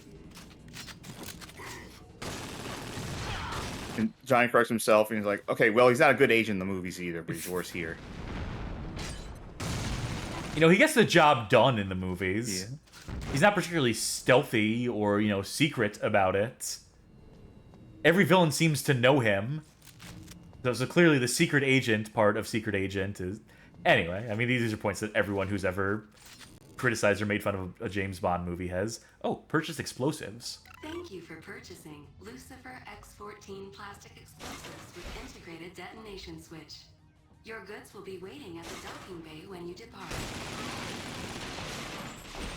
Alright. Here's where we start to, like, actually buy stuff. Like... Oh, I can't buy this nuke. I would love to buy that nuke. That would be a great time to have a nuke. You know what would be a good idea for this? What? Is if everything you bought in this level was something that you could use in the next level to make it easier. Yes. That's not the direction to go with it. Yeah. Like, give yourself, like, an actual budget in this level. And, like, what you buy, like, comes into play next time you play. Thank you for purchasing Lucifer X14. Or the next level you play, rather. Yeah, that would require, like, them planning ahead. That would require these levels to have any, like, threads of continuity between them. That's the other thing that we should really talk about, is just, like, how disconnected all these levels feel from one another. How, like, there's really no, like, continuity or, like, thread, real narrative thread. We're just, like, doing a series of disconnected missions in various different locations that, do they really tie together? Is there really any cohesion to all this? Is there anything that leads from one stage to the next? You, the player character, moves from one stage to the next. Thank you for. We are also dropping a lot of frames in this section because so many enemies have the shields now, and that's just like that runs like dog shit in emulation. Maybe on console too. I had this on GameCube, which I think ran better, as many GameCube games were wont to do versus their PS2 equivalents.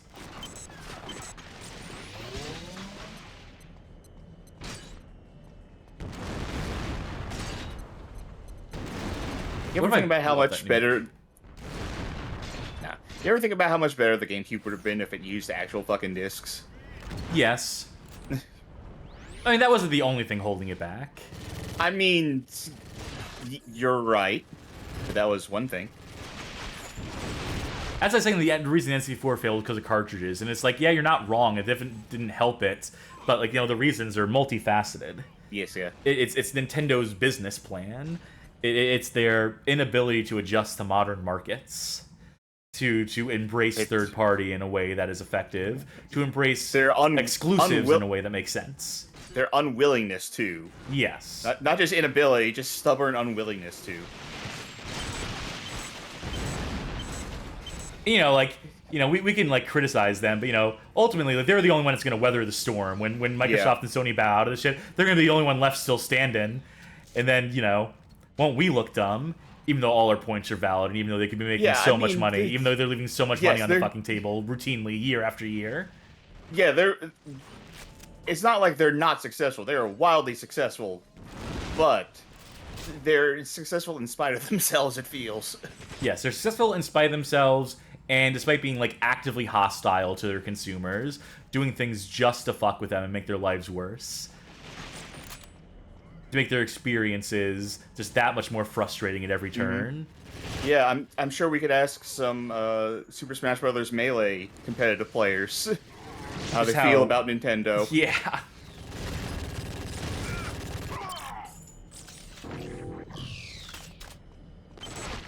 Oh, for fuck's sake. Every time I'm like, okay, finally, we're out of this fight. It's someone in some upper fucking balcony that makes their presence known at the very last second, with my health at minimum.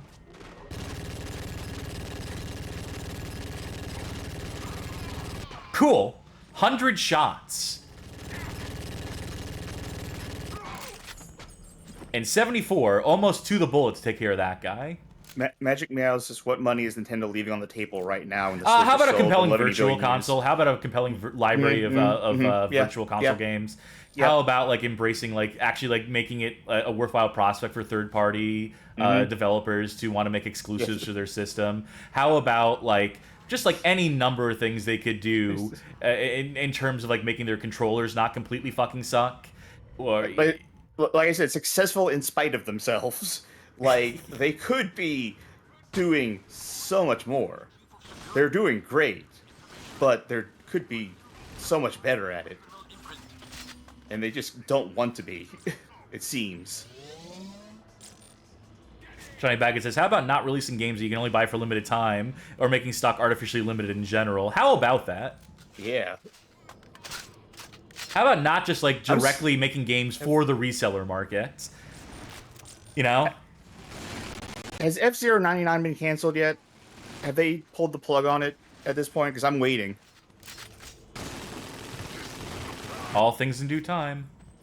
Located Octopus security chief. Retinal implant acquired. Okay, so this is the guy. We need to scan his eyeball. He's fading out. We should have had to hack him. We should have had to, like, take him hostage and then, like, bring him over to the retinal scanner. We could have done any number of things there other than just killing him, and it marks off our objective as complete. You know? You know, there's any sort of variety. Any sort of thing that deviates from the formula. But no, that's not a core tenet of the original GoldenEye, so, you know. It's not one of the ones they recognize, it's not one of the ones they isolated anyway, so let's chuck it in the fucking bin.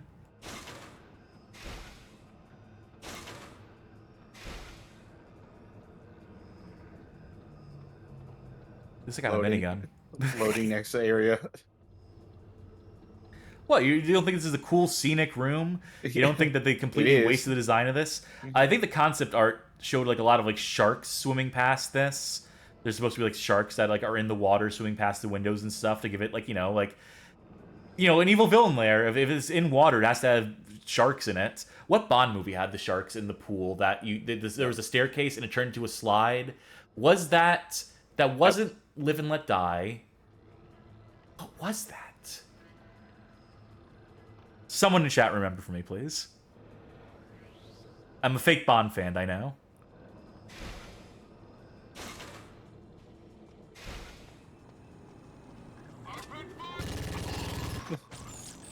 Got his ass. Maybe he should have began opening fire as he was shouting "open fire" rather than just try to bark that command out first. I like how he just seemed like shocked, like ah, and threw his guns in the air. You know those guys like in the Revolutionary War, like, you know, in the days of musket combat, whose sole job it was to carry flags, was to wave flags around. They literally didn't have guns to shoot, and so you know, it's easy to make fun of that. The point of them was that they help people time their shots and reloads and stuff because you have to do that like in lockstep with people. But also, like, isn't that just the worst job? Isn't that like the worst role you could possibly have? Let me just march forward and like be the primary target for people. All right, gentlemen, your job is to bring up the rear. Your job, you are our front line, and you will fire when are on our mark. You're our bugle boy. You get to play the horn. We gotta play it real good so we know when the people with the real guns and the real, you know. You go ahead of the front line and make a bunch of noise and die. Thank you. People are saying that I'm thinking of the underwater base from Spy Who Loved Me. I believe you are correct. Listen, we need someone to die a comedic death to inspire the other boys. Give them a little laugh first.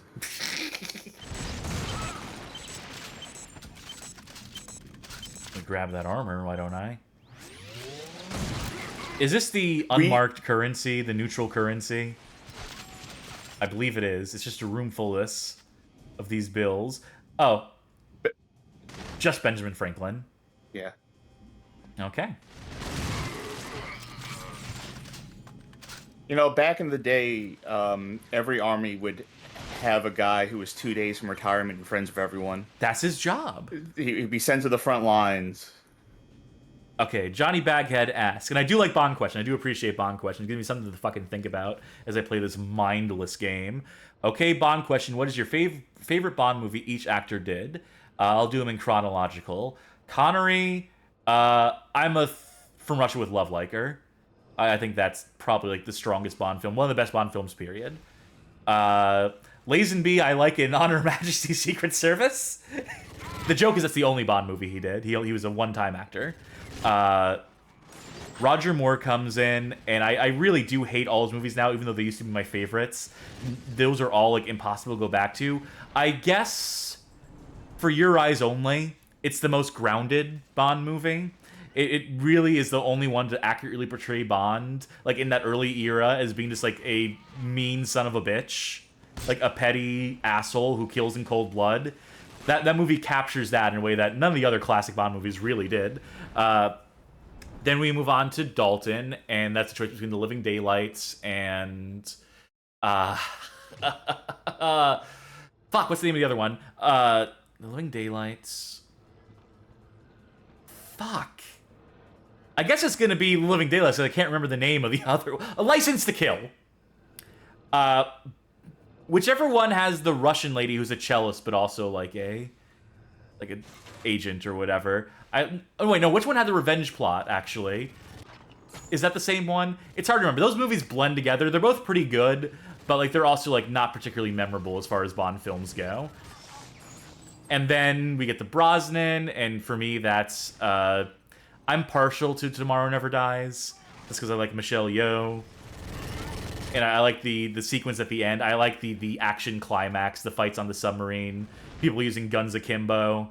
You know, that's an easy way into my heart. And then for Daniel Craig, I mean, it's Casino Royale. I mean, just the most refreshing Bond movie in years up to that point. This shake up that franchise desperately needed. How about you, Charky, with your extensive knowledge of having seen 4 or 5 Bond movies?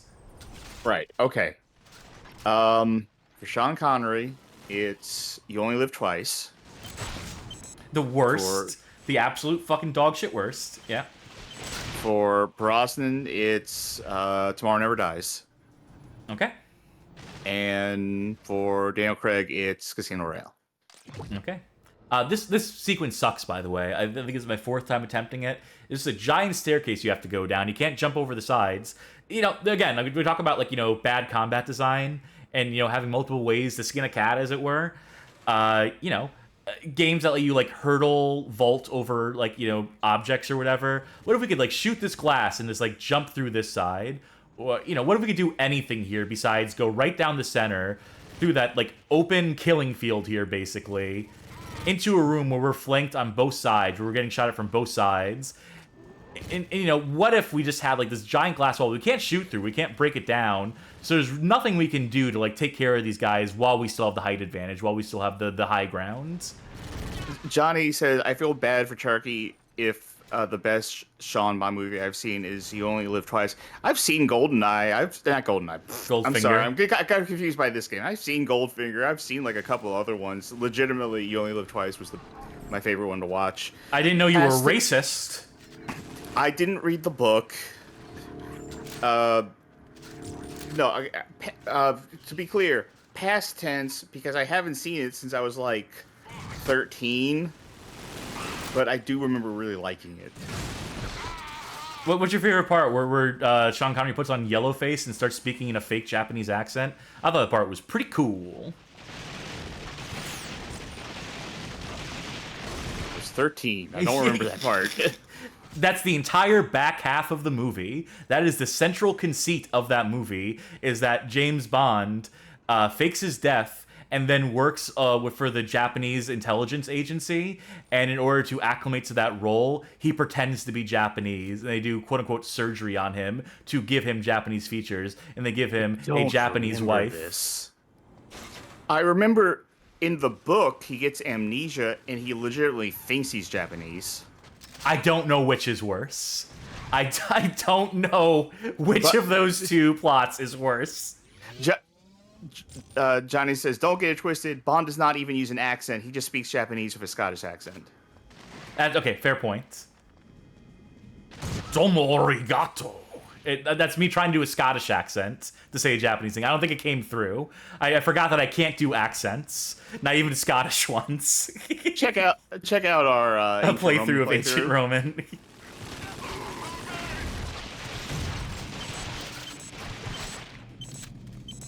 I have no health. It is a miracle I'm alive. Of course, it won't last long. I don't think he did get surgery in.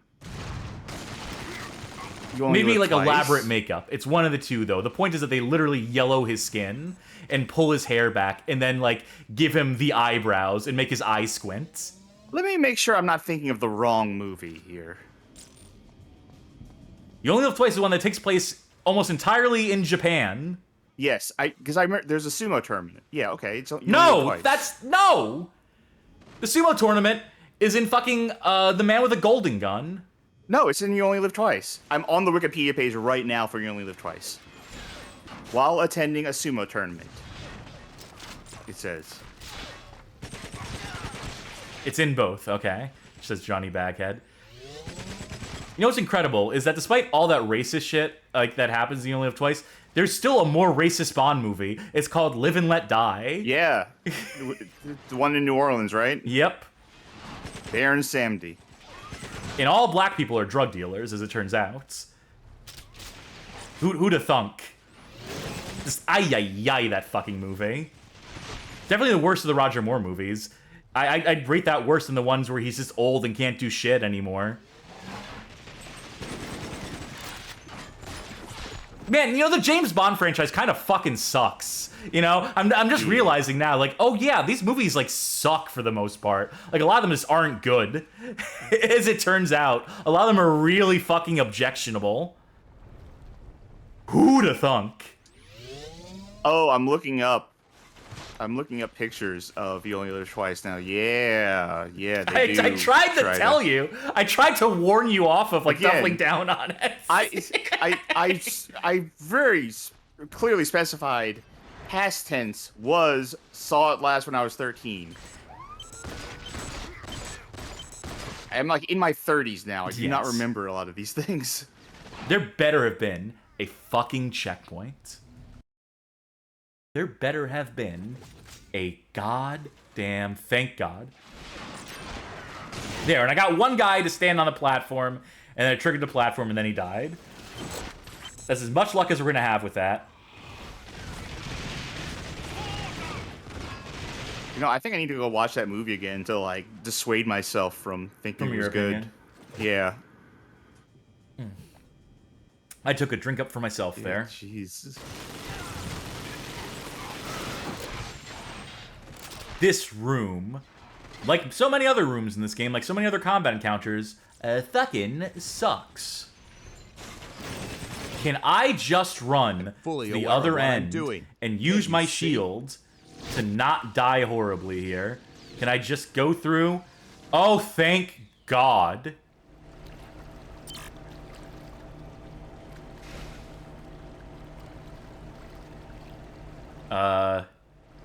Someone pissing?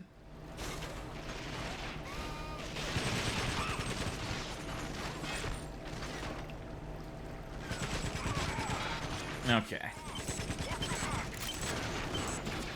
You know, this level did not have as much buying stuff as I thought it did, as I remember it having.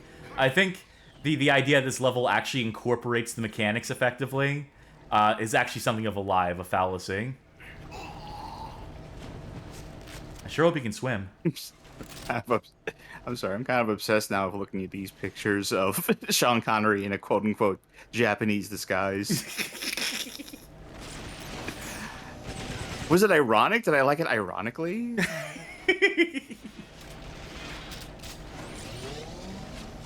Oh, press X to activate platform again. Oh, it's a moving platform. Okay. Again, no actual button that we could have possibly pressed. And there's absolutely no cover provided here on this moving cart. So that's super fun and cool. You know, contrary to the theory this might be one of the better levels in the game, I contend this might be one of the worst ones. Just because it actually thinks to use the mechanics that they built into the game as far as like the traps and stuff, just because it's using those for the first time in like 4 or 5 levels, I don't think it actually makes this level any good. Fucking hell! I thought he was dead. The feedback is so bad.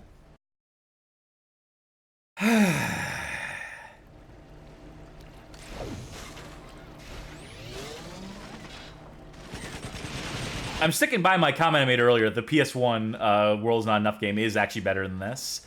I'm realizing, okay. I'm truly realizing just how miserable a slog this is. But hey, that's the Bad Game Hall of Fame, isn't it?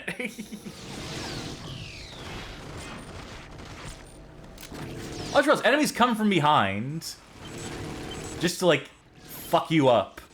Just to trick you. Just another mean trick, because it's not, you know, unfair enough quite yet. Can I not grab that rifle that you were holding on to? Oh, you see, it's clipped into the ground, so there's no way I could possibly grab that. It is fused. You know what? I'm going to have to go all the way around, because I see there's body armor there, and I need every little bit of protection I can get when I am stuck on that goddamn cart up there and susceptible to all the enemy fire. Wait, can I just... Wait, is this where we came from? No, that's where we came from. I don't have to use it? There's an actual, like, different path you could take here? Oh my god, this is the best level in the game. I mean, it sucks, but it's the only one that actually feels like it was consciously designed. Not well, mind you. It still has, like, all the same bugbears and mistakes that all the other levels in the game have. But they at least thought to have 2 routes to the same, like, endpoint. That's, like, really... That's a really big deal for these guys, for this team.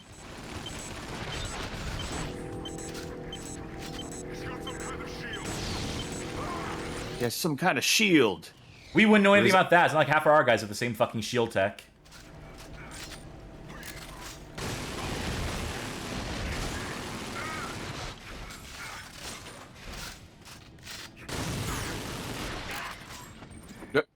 Not entirely sure what killed him.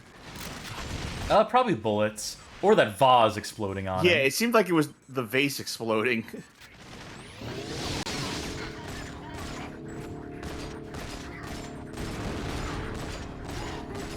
Cool. That guy ragdolled twice. You only ragdoll twice. Yeah. Alright, let's backtrack. Try to approach from a different angle.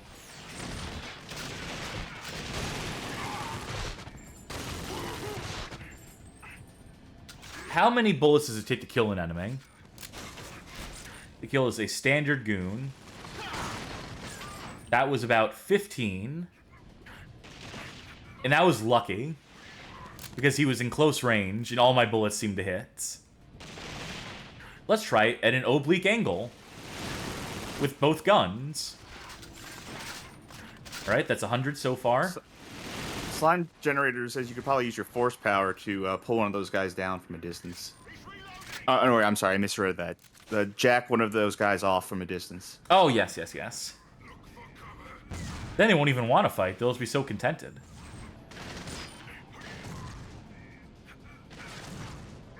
I have to navigate this maze. Dr. No sends me a message. Solve my maze, GoldenEye.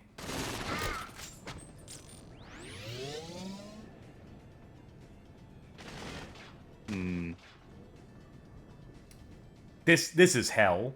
Yep. Fuck this room. I don't even want to go into that room. That just looks like a miserable fucking fight. That looks like a hallway where I just die. That this looks like the end of GoldenEye. Oh, but I can't stay here because there's a guy up there I can't kill. Oh, I actually got him. I think. Maybe? We can only hope. Here, have a grenade. Have another one. And another one.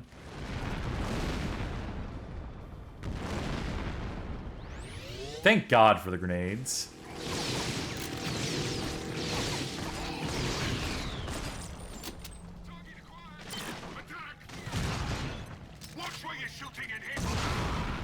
Watch where you're shooting here. We don't want to destroy the priceless artifacts. I'm talking to you. Yeah, he's like, be careful here. You might hit me. Your best friend. I was so close. Oh no, where's it gonna checkpoint though? I'm dreading walking up to this door. Oh, thank God, okay. Okay. Okay, I need to drop this.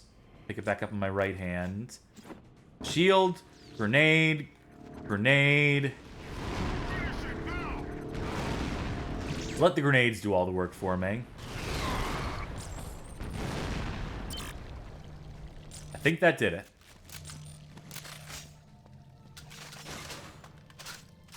I wonder where that noise in the other room was. Oh, shit. Well, you see, the cell didn't load for them yet.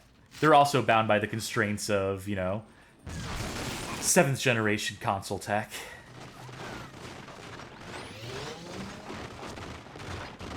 Sure there's a lot of people shooting at me and nothing I could do about it.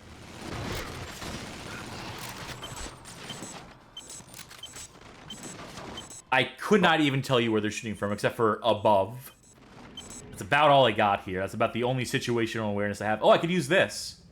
It doesn't actually show you close enough. The see-through walls thing, it only has a certain range on it. So you can't actually see it, use it to see like the wall hack to see where enemies are in the stage. That would be too useful. Instead, it has to be the least useful power-up in maybe in all of video games.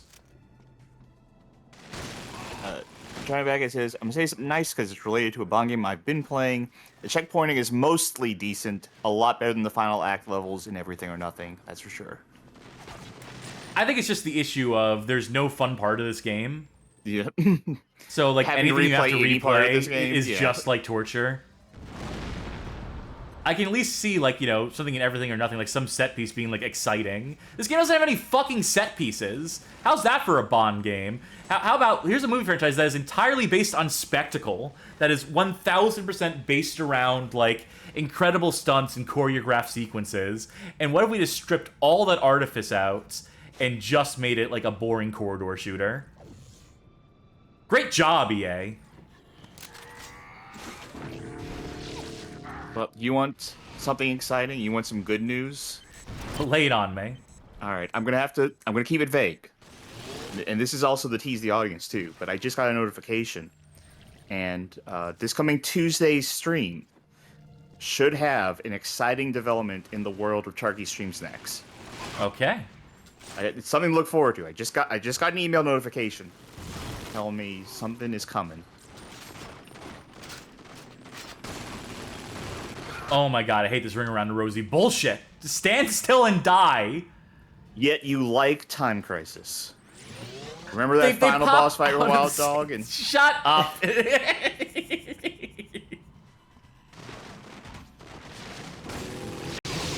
Like, this is where I do legitimately worry about, like, how boring this game is getting at this point. Just how unexciting these combat encounters are. Which, you know, is usually what, like, you know, forces me to, like, get, like, deeply analytical about stuff, which is, you know, something I like to try and do. But I think I've run out of stuff. Part of our show is getting analytical, so... But, like, at the same time, like, what's left to say? What's left to analyze at this point?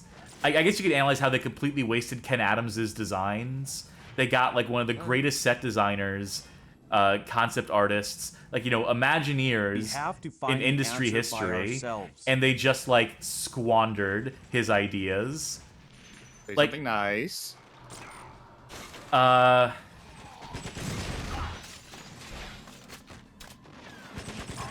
shade of green. Sure. How much do we respect the Say Something Nice button? It has to be. We have to remain committed to it. We have to, like, treat it seriously. All right, we'll say something nice.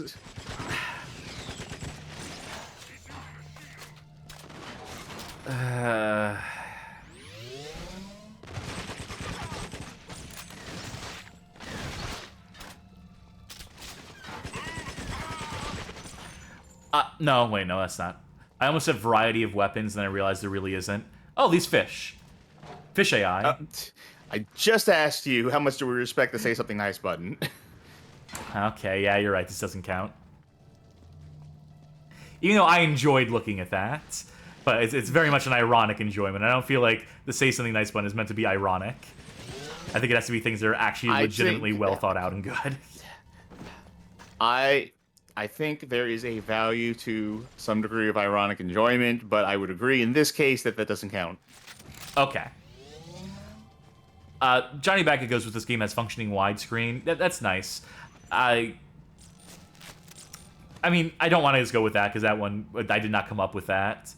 Okay, I could say this.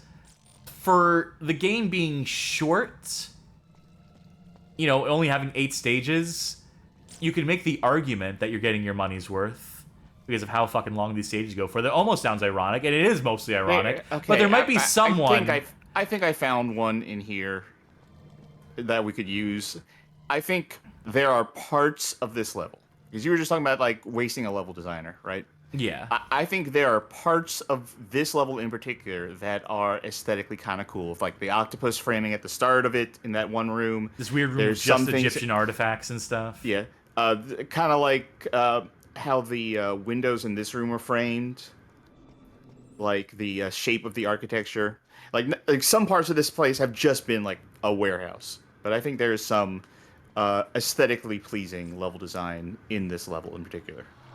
Sure. Level design might not be the right... It is the right word, but I'm going to go with, like, architecture to be more clear. As opposed to, like, level design from a gameplay point of view. Forward door or a security alert will be issued. I'm being poisoned. Don't worry, we'll get through this game. I'm no longer being poisoned. I knew you'd come around on this game. Look at this weird-ass room. I've seen people solve these kind of Rubik's Cube blocks that look like this. All right, cracking my knuckles. Time to. All right, this is. There is a line here that's good.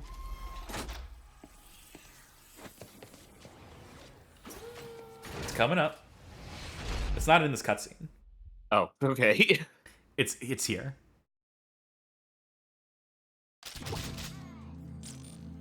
Oh.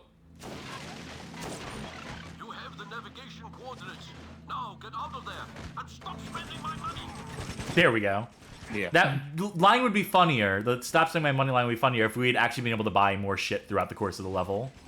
If we had been using them, like, consistently to, like, trigger traps or to gain access to weapons. Like, if there was, like, rocket launchers we could buy around every corner. I thought I had heard that, like, if you keep spending too much money, he would start interrupting you as you do it to tell you stop spending my money, but I guess I misremembered. No, there's not enough panels to necessitate that. Alright, I have to still turn around and... You have the navigation coordinates. Now get out of there and stop spending my money. Okay. Why am I even zooming in? We determined that it has worse accuracy. Yeah. And I can literally see, like, the bullet spread. Even when I'm doing burst fire. And there's just so many enemies here. And we have so few tools to deal with them. Like, the best I can do is maybe, like, use that to drag one of them towards me and just sit my ass down and wait for this thing to recharge over the course of the next 60 seconds. And that's one way to get through this encounter. Bag says there are turrets to hack in this room. Yeah, the problem is you need to get close to them. I can't hack this one until I get that close. So I have to put myself in the line of fire first, without adequate cover. I have to get behind this platform to have any sort of cover until I make it up to this point. But then this is variable cover. This shit is just moving of its own accord. It's moving up and down, so it's unreliable cover. Also, there is an upper balcony there, which also means that enemies appearing from up there can ignore the cover. So again, just a failure at every turn. You know, there was another level where you could hack the cover. Right? And that would be a potential, like, use for it in this one, where they actually do have cover that goes up and down. You could say, like, hack this so the cover just stays. Yes. And then, like, work your way up that way. I got a new gun. Let's see it. First, I gotta do that. I can't remember. I feel like there was a game that had, like, a system where you could, like, hack in cover. More recent than this. BioShock Infinite. I feel like that's not what I was thinking of, but I would believe you if it had that in it. Baghead saying, well, that's the challenge. You can't just stick to the cover now. Then how are you supposed to survive anything? Your shield is finite. These guys up here are just gonna, like, mercilessly kill me. Without cover, you have nothing. They expect you to die. Yeah, I guess so. They really leave me very little choice other than to die. I don't Johnny know. Baghead says Watch Dogs. I'm pretty sure it does that. You know what? That is what I was thinking of. I was thinking of Watch Dogs. What is this Tesla EM supposed to do? Do I own Watch Dogs on PC in any capacity? I'm sorry if I asked that a question out loud, but it's making me curious now. I love when, like, you have the shield up and the enemies pump a lot of rounds at you really fast and the game slows down and, like, all the sound effects stack on top of each other. Yeah, I love that too. This Tesla gun seems completely fucking worthless. It doesn't, like, disable the shields on the guys who have shields. They just got killed by a turret. How about you? What if I hit you with a Tesla gun? Oh, it's just like a shitty pistol. This is a pistol that takes 5 shots to kill. Cool. Glad they're introducing completely pointless guns in the final fourth of the game.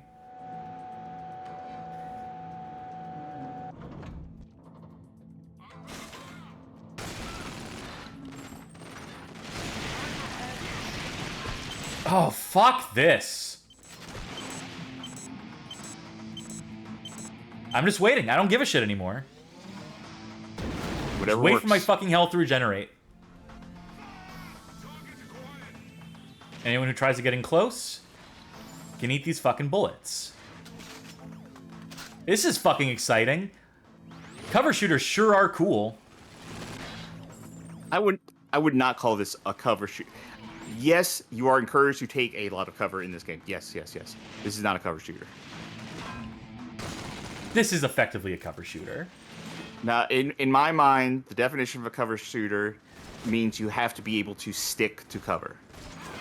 Like, stick to cover and then peek out, and then, by letting go of whatever you're using to peek out, go back into cover immediately. It's a strict definition, but... For me, a cover shooter is any shooter, whether it's third person or first person, that forces you to take cover in order to have any chance of survival, that punishes you for having any initiative, or trying to get through things quickly, or just otherwise, like, trusting your reflexes over your ability to time out enemy attack patterns and when they shoot. I feel like we've established that I have much stricter definitions for game genres than you do. Yeah, but... Yeah. Which is not to say you're wrong. I'm saying that we're coming at this from two different angles. I just think that any game that were a vital mechanic, whether you call it a cover shooter or not, where the secret to combat encounters is to turtle and take cover and wait for a meter to slowly recharge, and any move other than that is punished.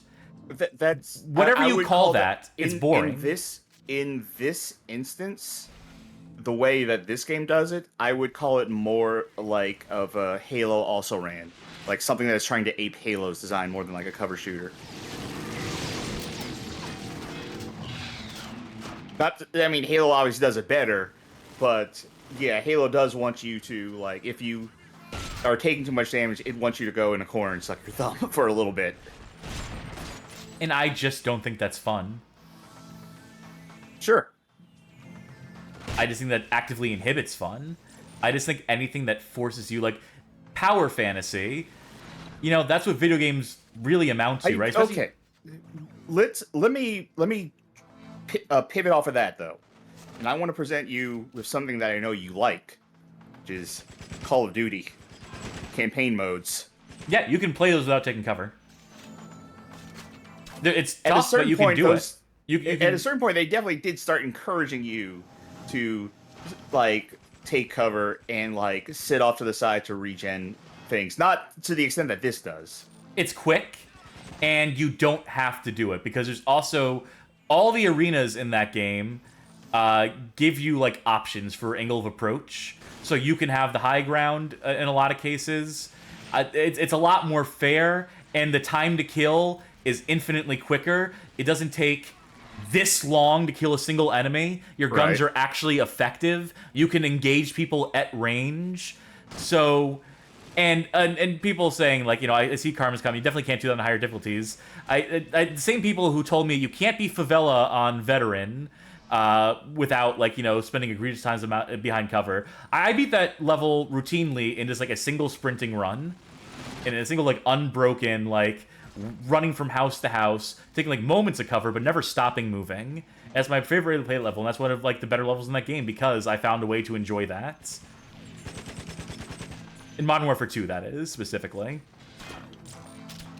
And I don't know, like, Modern playing it on Warfare veteran 2... is like, it's not the way to play those games. You can, and I do, and I have, but, like, those games are best balanced on hardened. Same way that Doom is best played on ultraviolence. And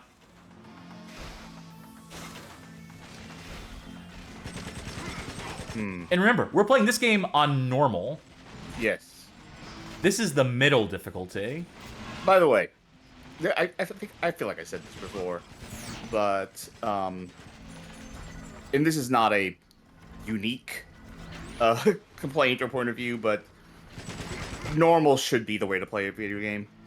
Yeah, I think if I don't like it when games have, like, hard and it says this is the intended way to play it, no, that's normal. Normal is normal. That's what normal means.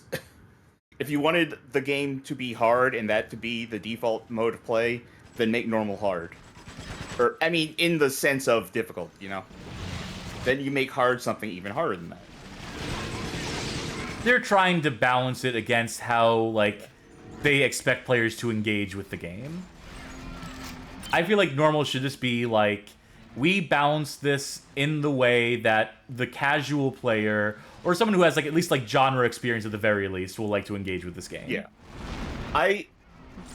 If a thing says normal is like, you know, you have experience with X genre, and that's the description. It's like, okay, yeah, that's cool.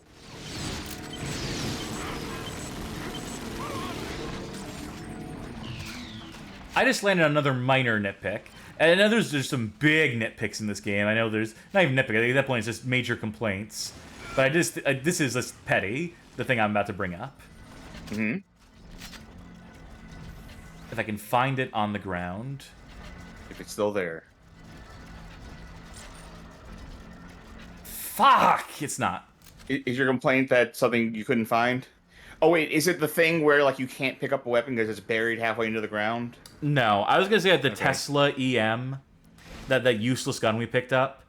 All of the unique weapons in this game are just weird pistols with like weird loading mechanisms. Are basically the same thing. The Venom, the Mark II detonator, that Tesla EM, are all just like basically the same design.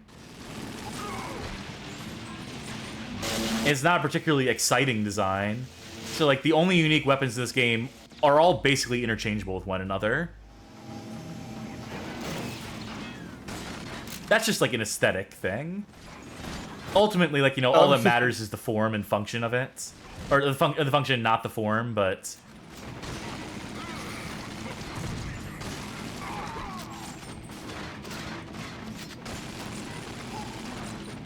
Third floor. Nikolai Tesla would be proud. They don't seem to mind that much. This is actually kind of cool!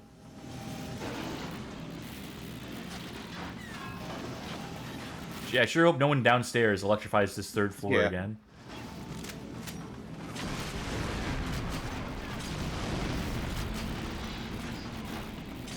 I also don't like the way this game handles ammo. Do or don't? You cut out? I do not. Okay.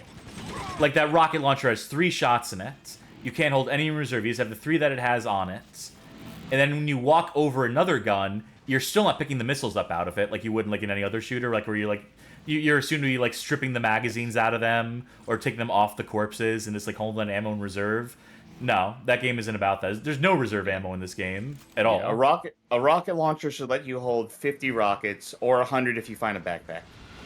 It should just be like another 3 in reserve. If I have 3 rockets in my rocket launcher and I walk over another rocket launcher, I should be able to take the rockets out of that and hold them in reserve. Instead, you can't replenish that at all. And there's also issues with like when I'm holding onto this assault rifle and I walk over someone who is carrying an assault rifle and it doesn't replenish that ammo. Or sometimes it does. There was the marker appeared on the screen like you got credit for taking a hostage. No, that's when they take one of their own people hostage. I figured that was happening, but I just wanted to point out that the game seemed to congratulate you for someone else doing it. It does. It's a living.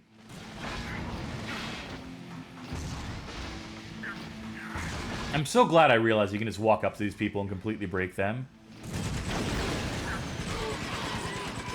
It hostage. Oh. That is the one thing I could be incorporating into my playstyle is more hostage taking, and I think that would help. But then we'd also be stuck with like suboptimal weapons half the time because you can't use a 2-handed weapon while you're in hostage taking mode.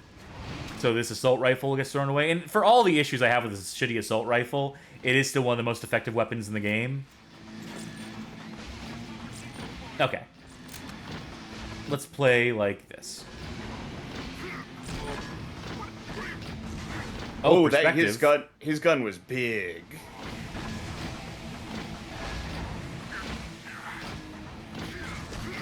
Take him hostage to akimbo hostages.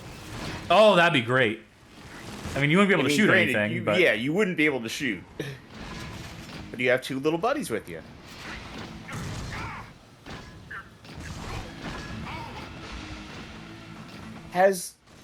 Okay. rephrasing the question, I was going to say has there. I know there has been. How many games that let you take hostages, like, actually have it so that people are less likely to shoot you? Because I feel like in most games, if you take a hostage, that's just free shots. No one's ever like, oh shit, don't shoot him, that's one of ours. Reservoir Dogs on PS2. Yep, because that's what stopped me from saying has there been, because I know Reservoir Dogs for PS2 has that. But I feel like it's still like a rare thing that taking a hostage actually performs the function that taking a hostage in real life should take, one would think. You are not incorrect on that account. Look at this gun. This useless gun in my left hand. Pew, pew, pew, pew, pew. What does it do? Because it seems to not be doing anything. Yeah! It does damage. It takes 5 shots to kill someone. It only houses 12 rounds in the gun and another 12 in reserve. That's as much as we have in our pistol, in our default pistol. It at least has infinite ammo. Johnny says that 13 is another game where taking hostages actually prevents people from, or gives people pause. I didn't press the shield button fast enough. We're not finishing this game tonight.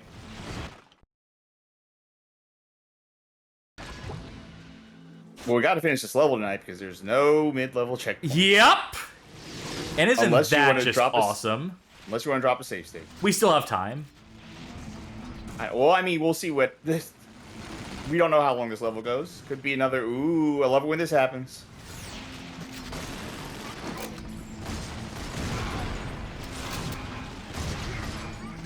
Are you dead yet? There we go. Thanks for the shotgun. You know what would have been a good thing for this... You know what would have been a good thing for the shield? I'm going to actually stand by what I was about to say. A good idea here is if it had a thing where if you were about to take a lethal hit, then it would pop your shield. Yeah. Like, automatically. That would be a good quality of life. I think people would complain about making the game too easy, but... I mean, I wouldn't. This game is fucking bullshit unfair. This game is so stacked against you, I will take any advantage the game sees fit to offer. That was like 7 headshots, by the way. Yeah, like, the game isn't playing fair. Just throw us a bone. do something like the thing I suggested. Why do these enemies have names? This level is still fucking going. Hey, you think this is long enough? Do you think we've been here long enough? Do you think we've like exhausted every like set piece? Not even set piece. I don't even want to call these set pieces because they're so fucking unspectacular. But do you not think we've seen enough of this like underground lair? If you're not gonna like do exciting like, you know, showpiece rooms like that, like Egyptian gallery or whatever, if we got those out of our system, now it's just generic foundry rooms and like mechanic rooms. Just end the level. Same hostage? Same hostage. Same hostage. I'm gonna have to correct you. We're in an underwater base, not an underground base. You're right. You're absolutely right. I'm ashamed of my words and deeds. Get roasted in the YouTube comments for that one. Vent high temperature gas. Okay, cool. I could have just as easily walked into that and died. Presumably. It would have been an out.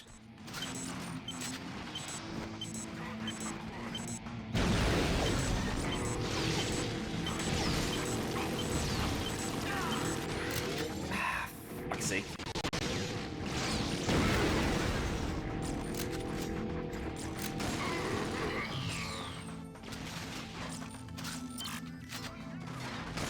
Are you close enough for this to hurt?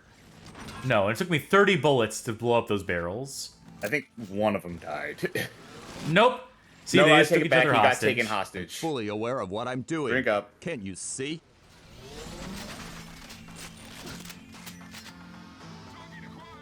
You know,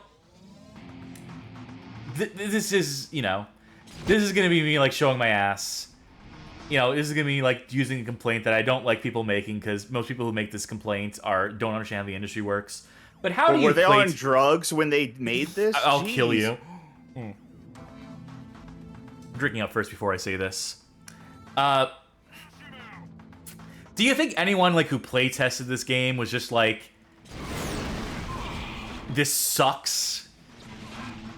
Do something, anything? Do you think they just ignored any and all feedback? Or did this, like, no one recognize that this was, like, a miserable way to design a game? That every encounter here just sucks ass? I think it's probably more like, the realistic answer is, knew it sucked, didn't have the time or money to improve. Yeah. That's the logical answer. But at the same time, it's the fucking Bond license. Yeah. Delay the game. Do it right. I would, This wasn't made to tie in with a fucking movie. They didn't have to worry about a fucking movie tie-in with this. They could have released this whenever. It didn't matter. Executives and investors are extremely dumb. And have no, like, idea about what makes things good or how to make things good, generally. And, I mean, that's an overgeneralization, but I did see the stuff about that Capcom investor call.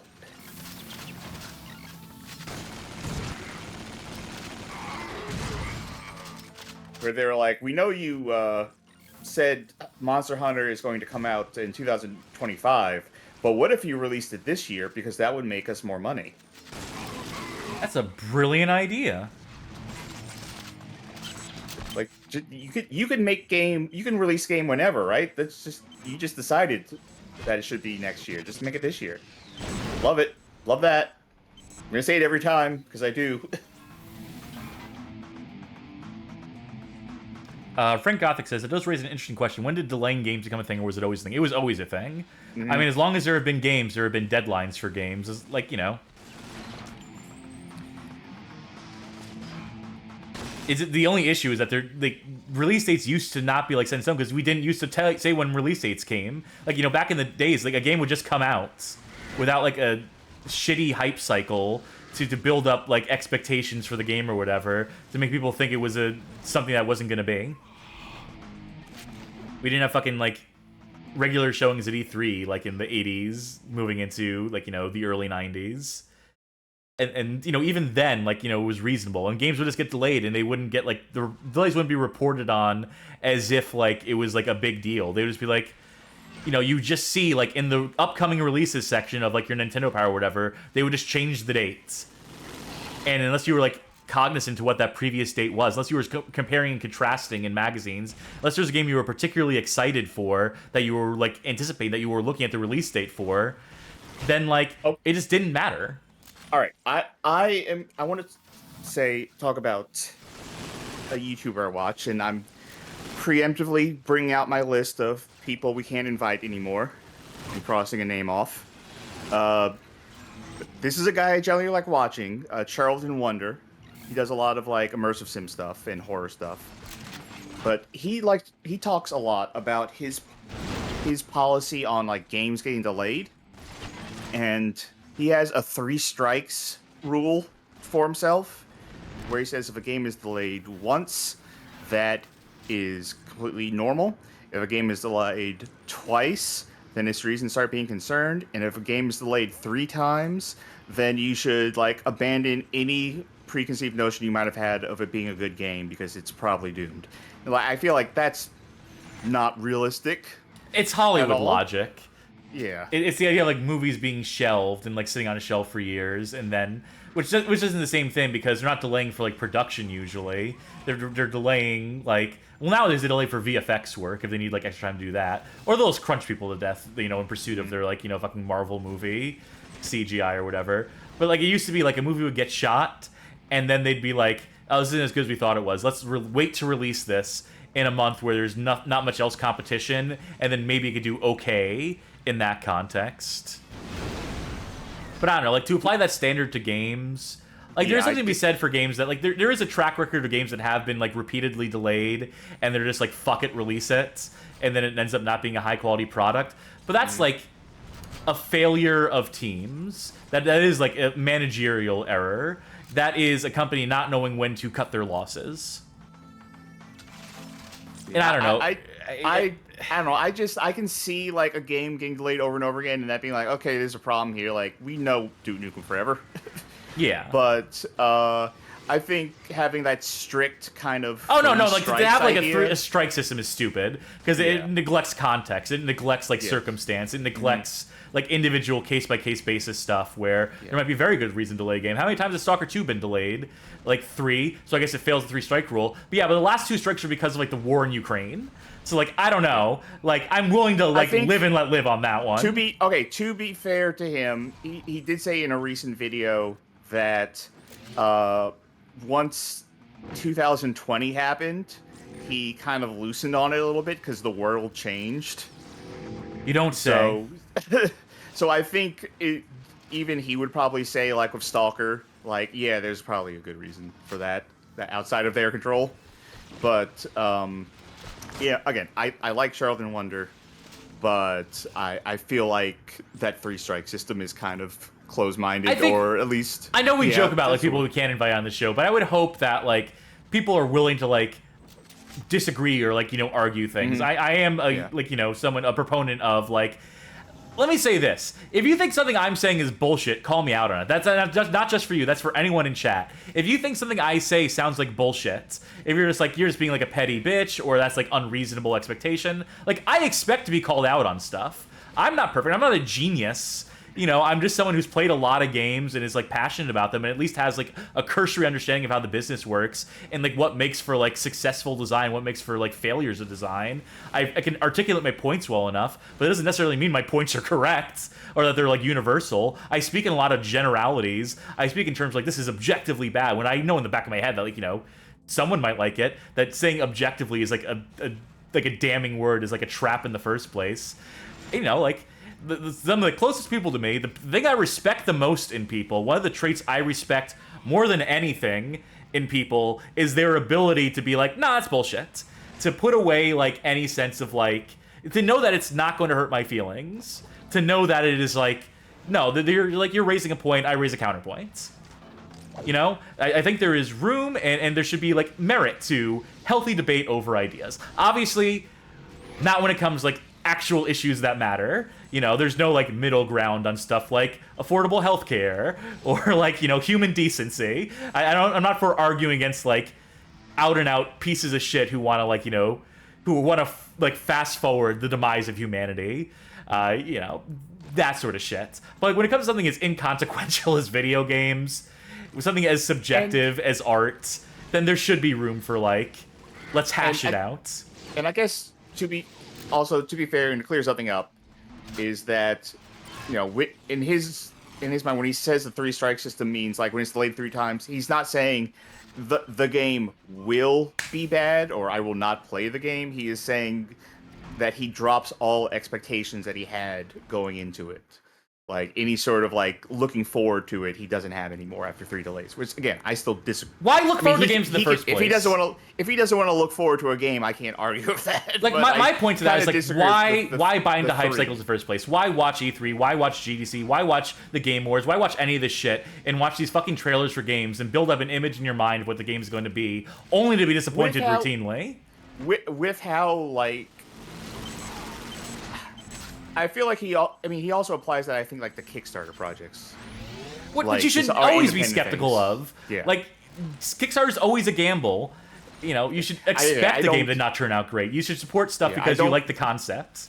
I don't want to misrepresent him. This isn't. No, I know. This isn't the skit of can't have him on the show. That's not what this is. I just don't want to misrepresent him because I do generally like his content. And he has good opinions on some stuff. And I'm just saying, it's to me, it's weird and foreign. It doesn't parse with me to even like get excited about games before they come out. This is a general thing. That's across the board. That's not a pointed criticism at him. That's not me razzing on this guy. I'm kicking myself right now Because I said I'm a fan of his. I said I like his content. I said that's the word I use when his whatever. I entire use thing- content all the time. No, I mean his entire thing. He ends every video, every single video. His sign off is about how art isn't content and how like you don't make content. You put your stuff into it, and I called his stuff content. Oh, That's, whatever. like, Okay, on now me. I'm against this guy. Now I'm doing the fucking jack-off motion with my hands. I'm sorry. Content's a fine word. Content to describe, like, a regular output. The thing that you are known for putting out. Yes, content can be art. Saying content doesn't delineate it as art. All it means is that it's something that is consistent and something that is expected for you to put out. Yeah. That's all it means. It means anything you can consume. Okay. Anything you can consume is content. I use content a lot personally, but you know, and sometimes ironically, but for me, whatever, it's we just don't like have to- I'm willing to like I loosen my definitions on stuff in this modern age. I'm just like I accept it for what it is, I guess. I'm not precious about like I would call this playthrough art to a certain extent. It's an entertainment product. We're making like criticisms. We want the audience to think at the end of it. We want them to consider the things we're saying, and you know, like to be like to take something away from it, to glean some meaning beyond just like you know the surface level of like us playing through a game.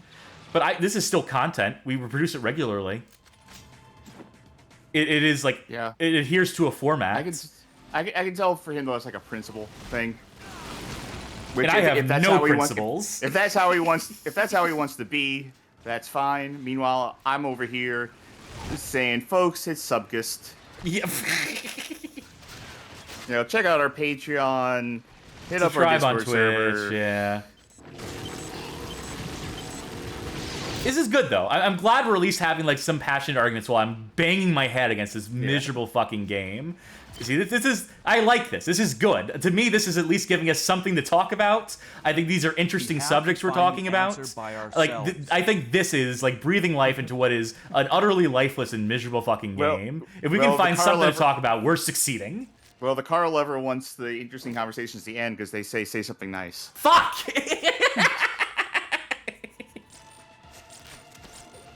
Hey, look, they're giving us mag rails.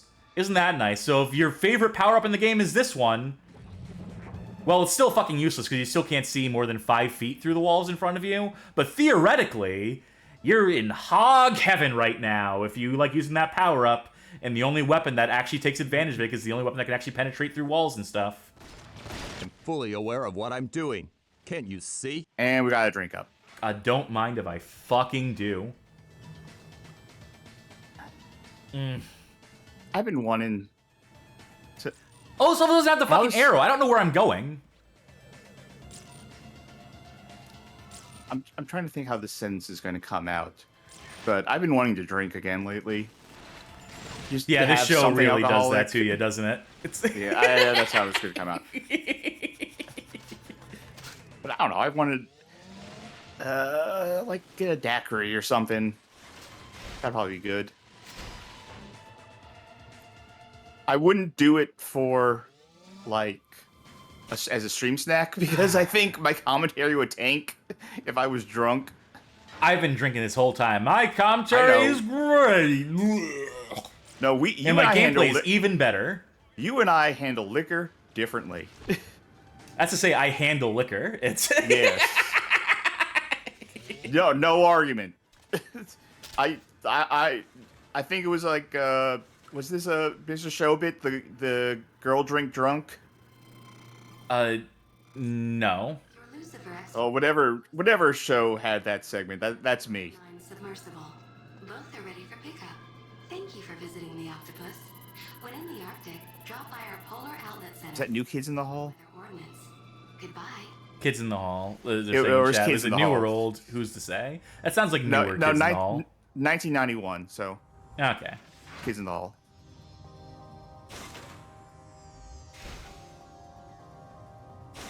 We should watch that bit This level is still fucking going. I really thought we were at the end of the level when they announced that. And I'm sure we're close to the end of the level. Or we're close this to the point. start of the level if you look at this. We're on the upper floor of where we started, more or less. Actually, that means we're probably close to the end of the level, right? Because we're probably leaving the way we came in. One would think. One would think.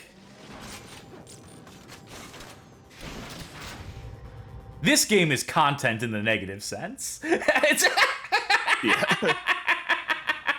This is just a product.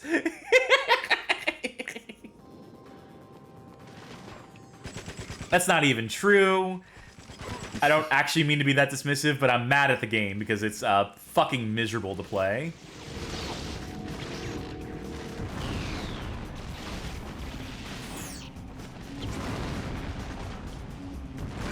I don't think I was mean enough to this game when I wrote the article about it back in the day. I think I was still too nice. I think I was being too fair to it.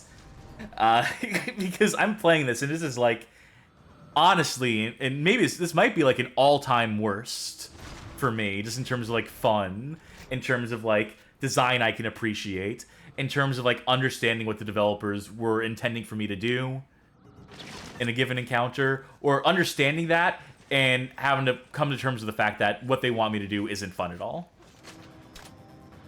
I think this is just rotten to the core.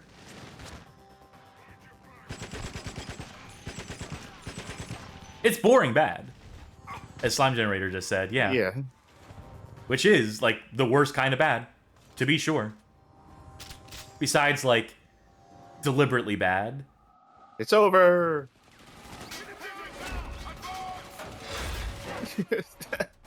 Yoink.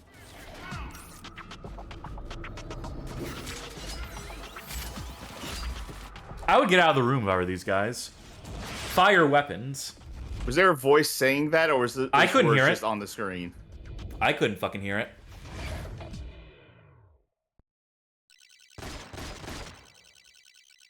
Now, imagine this, Charky.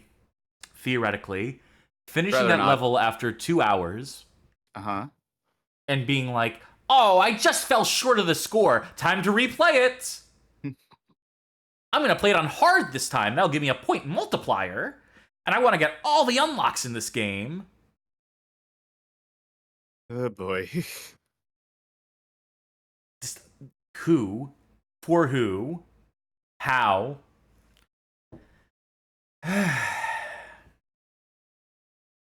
Fucking brutal. Is it going to take us into the cutscene for the next level straight away? I think it does. Yeah. We're not jumping into this. We're not jumping into this level right now. No. Dr. No has been made aware of your attack on the Octopus. Therefore, We have to find the answer by ourselves. the target.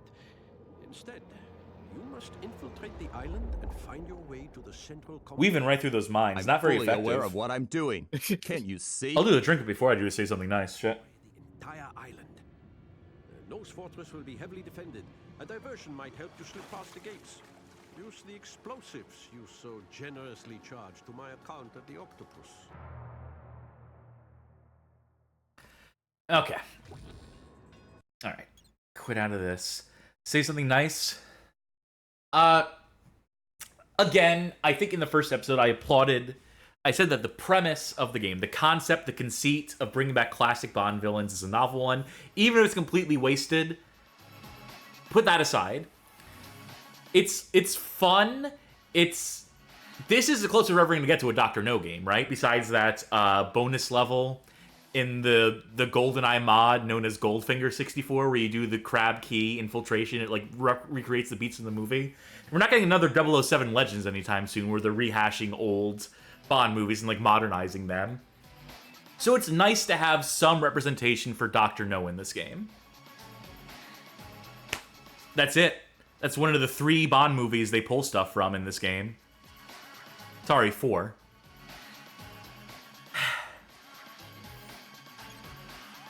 Pick up your controller, Charky. Oh, Jesus. I need to vent. I need to relax the only way I know how, and that's by killing people in a deathmatch mode. I'm player 1, I guess. Oh. Don't know how Somehow. that happened. Who cares? This'll work just fine. I'll be Scientist, or Commando, or Triad Guard. I'll be Midas Pit Boss. It's a strange last name. So many choices.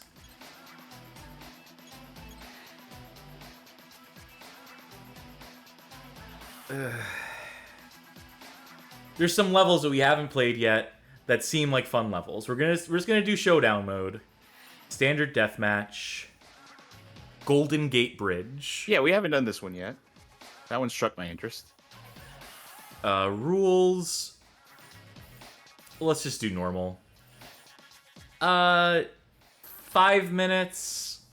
It goes from 5 to 8. You can't be any more granular than that. 3, 5, 8, 10. That's how you count. Let's do 5 minutes or first to 10 elims. I think it's fine. We want to go through these relatively quickly. Death Trap's definitely on. Yeah. Weapon setup. Just let it do the map defaults. Whatever they feel we should have, I'll take. Power-ups. Map defaults. Is everything except speed loader, which I can't turn on, funnily enough. Okay. Alright, let's do it. Let's see what this level's all about. You start on one side of the bridge, I start on the other, and we meet in the middle. Each other. Yep. Right, I'm bottom screen. Yeah. Because I'm player 2. You're top screen because you're player 1.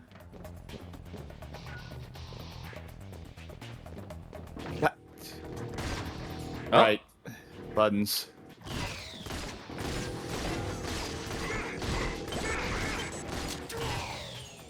Gotcha. That's the power of the shield, baby. Where are the guns on this map? How do you activate a what you call it? Power?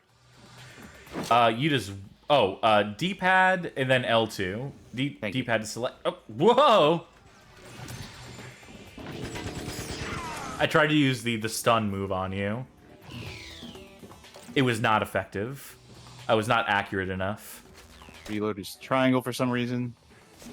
How much screen peeking are you doing, by the way? None. Good for you. How much are you doing? I'm trying to do none. Okay. Like, there's some things I couldn't help but notice, like your screen had a lot of red on it, so that gave me some idea. Yeah, it's impossible to not, like, see, like, out of your peripheral vision to a certain extent. It's impossible to not, like, to completely not. You ever play that game Screen Cheat, where the whole No, point but of it the game seemed was, neat. It seemed fun.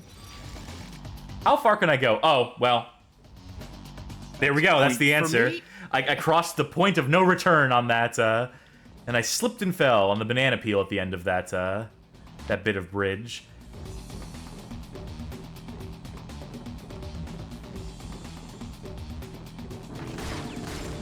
Fuck's sake. Well, you see, I have this rail in front of me, so there's really nothing you can do to me, realistically. Well, I signaled the blimp to shoot at you. Where are the fucking guns on this map? Few and far between, that's where. Yeah, there's one. Jesus.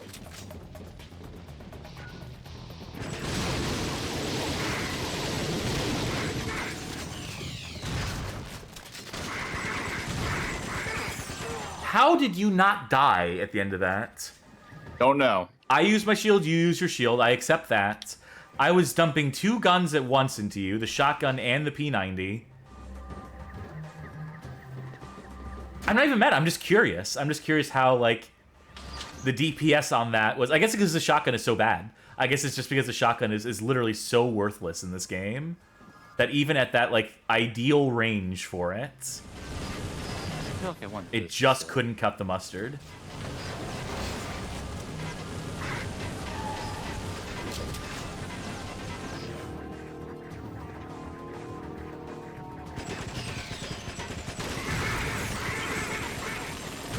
There we go.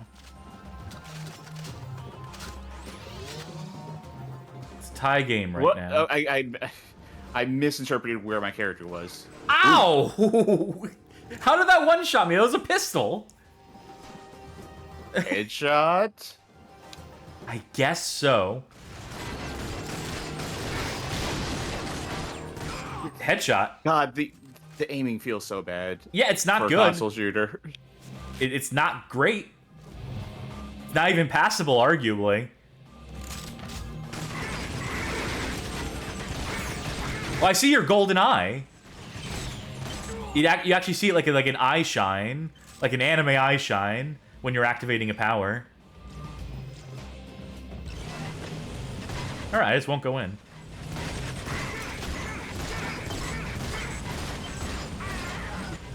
I'm the better pistol sniper. Yeah. Hey, this level's not good. No. This is the complete squandering of a decent premise, of a decent throwback, of a decent reference.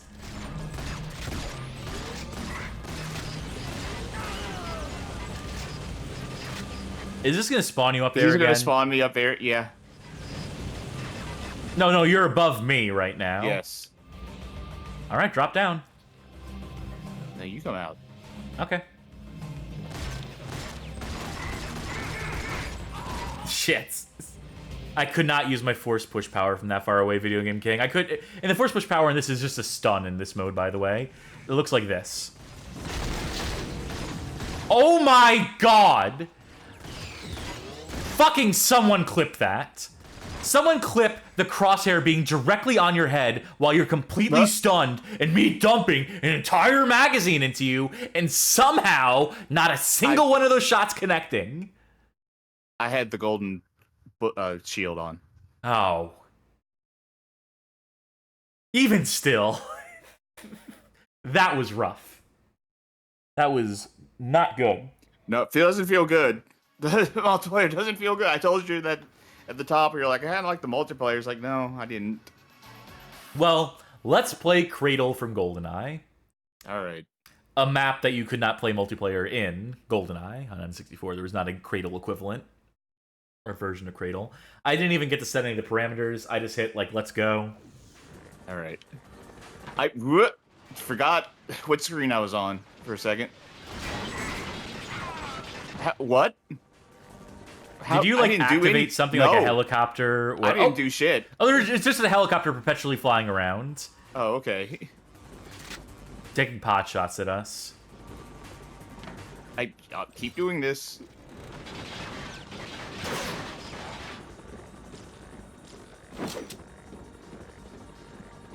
Guns, please? What? No. Dead, I guess. Oh, there's open grating.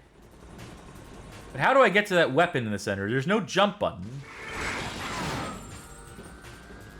And there's no holes in this grate as far as, like, oh, here we go. You know, that's not going to help me. There's no, like, railing I can jump onto there. Come on. Is this a gun? Oh, you can shoot the panel off. Okay, cool. I mean, not intuitive at all, but cool.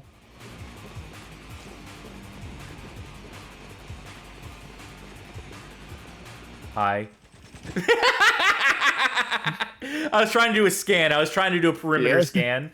But you blended into the background. You blended into the stage well enough that it completely masked you.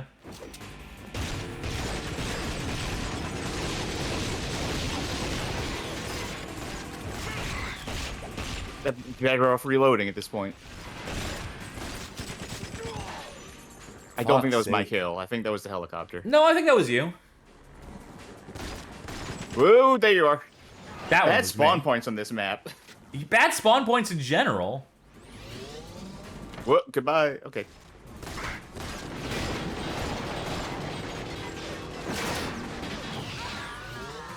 Good job. Yeah, I didn't see that happening.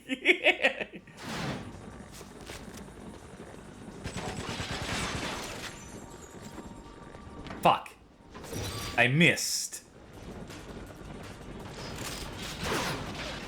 It's novel having a stage hazard that is just, like, constantly on in the form of the helicopter. That, like, is antagonistic to both of us. What power-up did you have? Oh, I didn't use anything that time. I forgot. You had a green ring around you. You had, like, a green ring around you that entire time. Oh, I didn't pick up anything, to my knowledge. You picked up something. Good.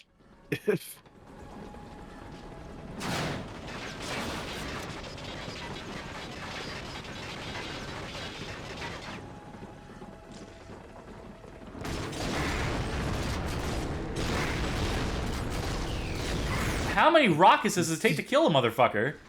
Well, I had the shield up again. No. Like, that's the only one I use. Well, yeah, it's the only one that's fucking useful at all. Yeah. In single player, in multiplayer. I know now that if I see that entrance, if I walk forward, I just fall off. So I need to stop walking forward there. I was about to hit the button, which wouldn't have done anything to stop me. Would not have been effective at all. I just wanted to hit the button. Well, I'll let you hit the button. If you want to hit the button, it's yours to press, my friend. All right. Louise PSC says, would it make sense, would a versus stream make sense that instead of fighting games just being like one-time deathmatch things? I have different ideas and machinations in mind for how to bring multiplayer shooters onto the stream more regularly. I'm cooking. I'm thinking. I have ideas. Hit the button. Fuck. I thought if I made you use up your shield over the course of those 3 seconds you're allowed to have the shield for, and then I triggered my shield, and then I used the rockets. But I guess the rocket launcher is just useless. I guess the rocket launcher in this mode, despite being like this thing that's positioned in the center of the map, like it matters or something. Now, how did that happen? I used a rocket launcher on your face and it killed me. Yeah, it sounds about right. How about I try to kill his helicopter?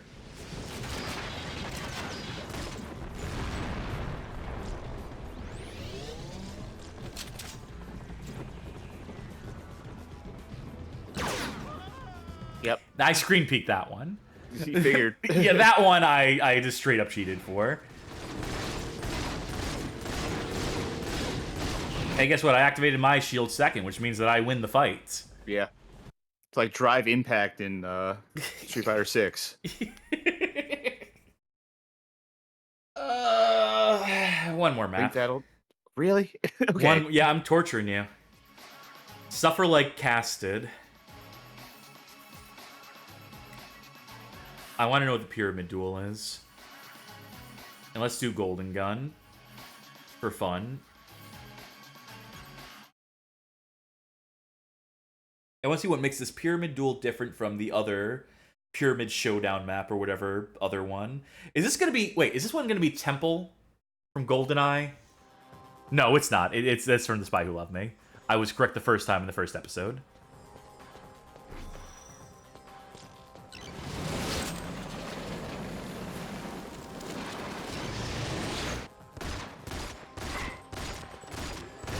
I hate aiming this. It's not good. It's not like intuitive or functional. Like you were saying, like, you know, you find like console aiming to be like really bad. Like, no, just the aiming in this is really bad, especially.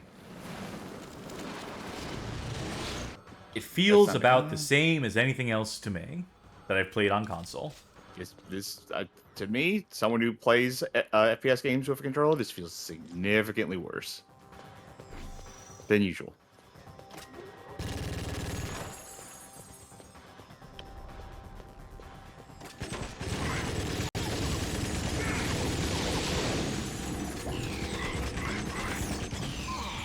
Fine. Cool minigun. You can have it. Yeah, you can fucking take that thing for all I care. It failed me. Oh, I guess that's what Activate Pit does. Yep. It's good to know. At least it's something.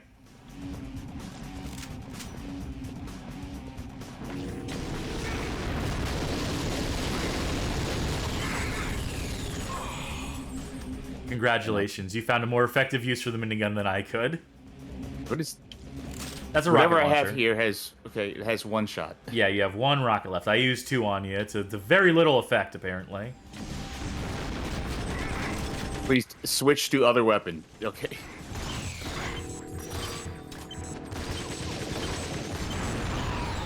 Charky, you might legitimately win this one. I doubt it. You're ahead by 3. I still doubt it. Your weapon disappeared before I could grab it. Fuck. Or that was my weapon. That was my corpse. Yeah. I'm the only one who's died so far. Oh.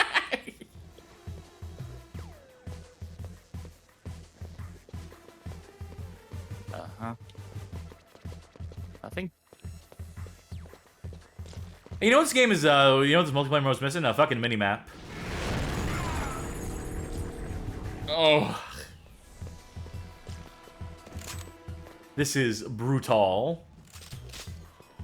I'm at -1. I'm 4 points behind. I'm at -1 right now. Oh, thank Christ. And even though there's a minigun right there, I can't get the ammo from it. Even though it's magazine fed, I have to... Oh, it disappeared now too. Cool. Wait, there was a gun. Where's the gun that I was looking at? It's not one that you dropped. There was a prompt for a gun and it's just gone. You snooze, you lose, baby.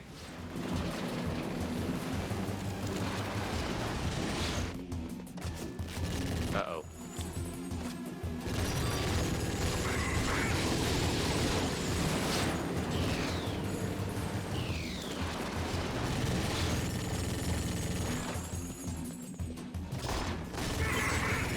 I was really hoping that was gonna be active and you can get me as I was crossing. Yeah. It was a good plan. Oh! I forgot this is Golden Gun mode. Perhaps there's hope. Yeah, there isn't, but I can convince myself. I can fool myself.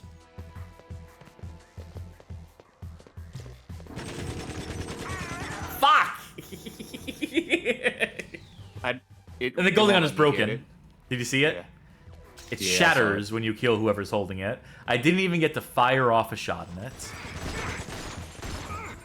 Then again, maybe this gun's as good as the Golden Gun. Maybe the default pistol, as long as you aim for, like, upper torso and luck into a headshot. What was truly golden was our attitudes.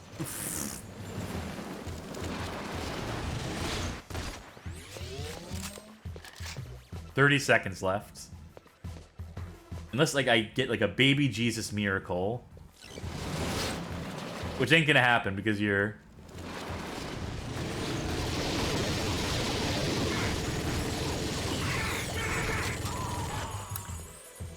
Well played, Charky. Well played.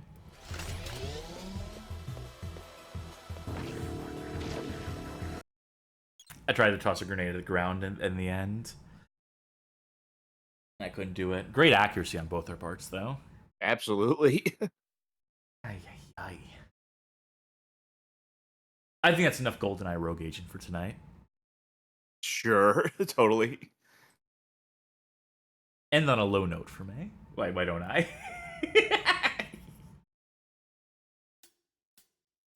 Folks, thanks for tuning in to this second episode of GoldenEye Rogue Agent. Thank you for sticking through it. I barely wanted to stick through it. I can't imagine what it is to just have to watch someone suck at a game. You know, but thank you, genuinely. We hope you found some entertainment, some sort of value in the conversations we had. Maybe you even learned something. I don't know. It's interesting to cover games like this. It is boring bad, this game, but there's so many ideas that it just, like, completely botched the execution of that you can at least point to and be like, I see what they were thinking. It's not like there wasn't ambition, it's just that they completely failed to deliver or to materialize any of that ambition. So I don't know. It's right there on that line between boring bad and ambitious bad. We'll finish this next episode with any luck at all. Any luck at all. 2 levels. It took us 3 hours to do 2 levels in this game. There's 2 levels left. It'll take us 5 hours. It'll take us 5 hours. That'll be this coming Thursday. I had something tentatively planned. I really thought we were going to finish this game tonight. But I'm going to change that next Thursday plan that I had in mind to be the last episode of this. Let's not spend any time away from it. Let's not let my skills, tenuous as they are, deteriorate at all to where the game is even harder. Because I'm coming back to it after like a 2-week period instead of 1-week period. This Saturday coming up. No idea yet. It'll be something. It'll be a theme night, variety night, something along those lines, right? Yeah. So, you know, tune into that. It will be something where we play a multitude of games where we have the luxury of saying, all right, this is getting tedious. Let's move on to the next thing, which is really the best part about the theme nights, about the Saturday streams. And then Tuesday of next week, we will continue, and again, hopefully, conclude Ancient Roman Power of Dark Side. I know we're certainly in the final stretch of that game. But for all of you who are here right now watching across Twitch, across YouTube, we do want to thank you for sticking through to the end. If you liked what you saw, and why wouldn't you, consider subscribing on Twitch, pledging on Patreon, and joining our Discord server. Please hit him with a link to the Discord server, Charkie, where you will gain access as a supporter to our Patreon Saints channel, wherein you can vote for what games we play here on the stream, suggest games for us to play, have a say in the show, in the way it goes. But if that's not an option for you at this current juncture in your life, believe me, I understand. But please to consider in that case, maybe sharing this with friends, maybe sharing our stuff. In fact, we actually have a playlist on YouTube. It's called Suggested Viewing, and it is a compilation, it is a collection of episodes that we think make for good onboarding for potential first viewers. Consider maybe plucking one out from the archives, being like, hey, this is a good one, send this to a friend, have them tune in, tell you that it sucks, tell you that your taste is terrible for watching us two schmucks go back and forth, and, you know, report back to us on that. Or maybe make a fan out of them. Maybe encourage your friends to join us in this little community we're fostering here. I like to think we're doing something different with our streams than the typical riffraff out there. And I like to think that we bring discussions to this show that you might not get on other streams. I like to think that we cover these games in a bit more depth, if not a little more respect given to these bad games in other cases. It's hard to say about this one, because I have no respect for this game. So maybe not the best example, maybe not the best night to go on that little tangent about, but again, just thank you for watching. You know, whether you share or not, whether you pledge or not, just thank you for watching. Thank you for tuning in, folks. Who is streaming at this hour? I will tell you what. I see Macaw45 playing movie-licensed games. And if you ask a bad game connoisseur like me, some of the worst games out there have been bad movie-licensed games. This is GoldenEye Rogue Agent, bad movie-licensed game adjacent. It's not explicitly based off a movie, it's based on a movie franchise, so that's close enough. That's as good a segue, as good as transition point, as good a connective thread as any, if you ask me. So we will send folk that away. Please just send them our love, let them know we sent you. Or otherwise, just thank you for watching this stream tonight. And I've been Cass, I've been Secret Agent Cass. And I've been disgraced former Secret Agent Charkie. Thank you again for viewing, supporting, endorsing the Bad Game Hall of Fame in any which way you can. Thank you for tuning into GoldenEye Rogue Agent. We promise this will be over soon. It'll be on to the bigger, better things, depending on what y'all vote for, depending on what the patrons and subscribers vote for. They could torture us with something even worse than this. Who's to say until we start playing the game? You know? So... Bye! Good night, everybody.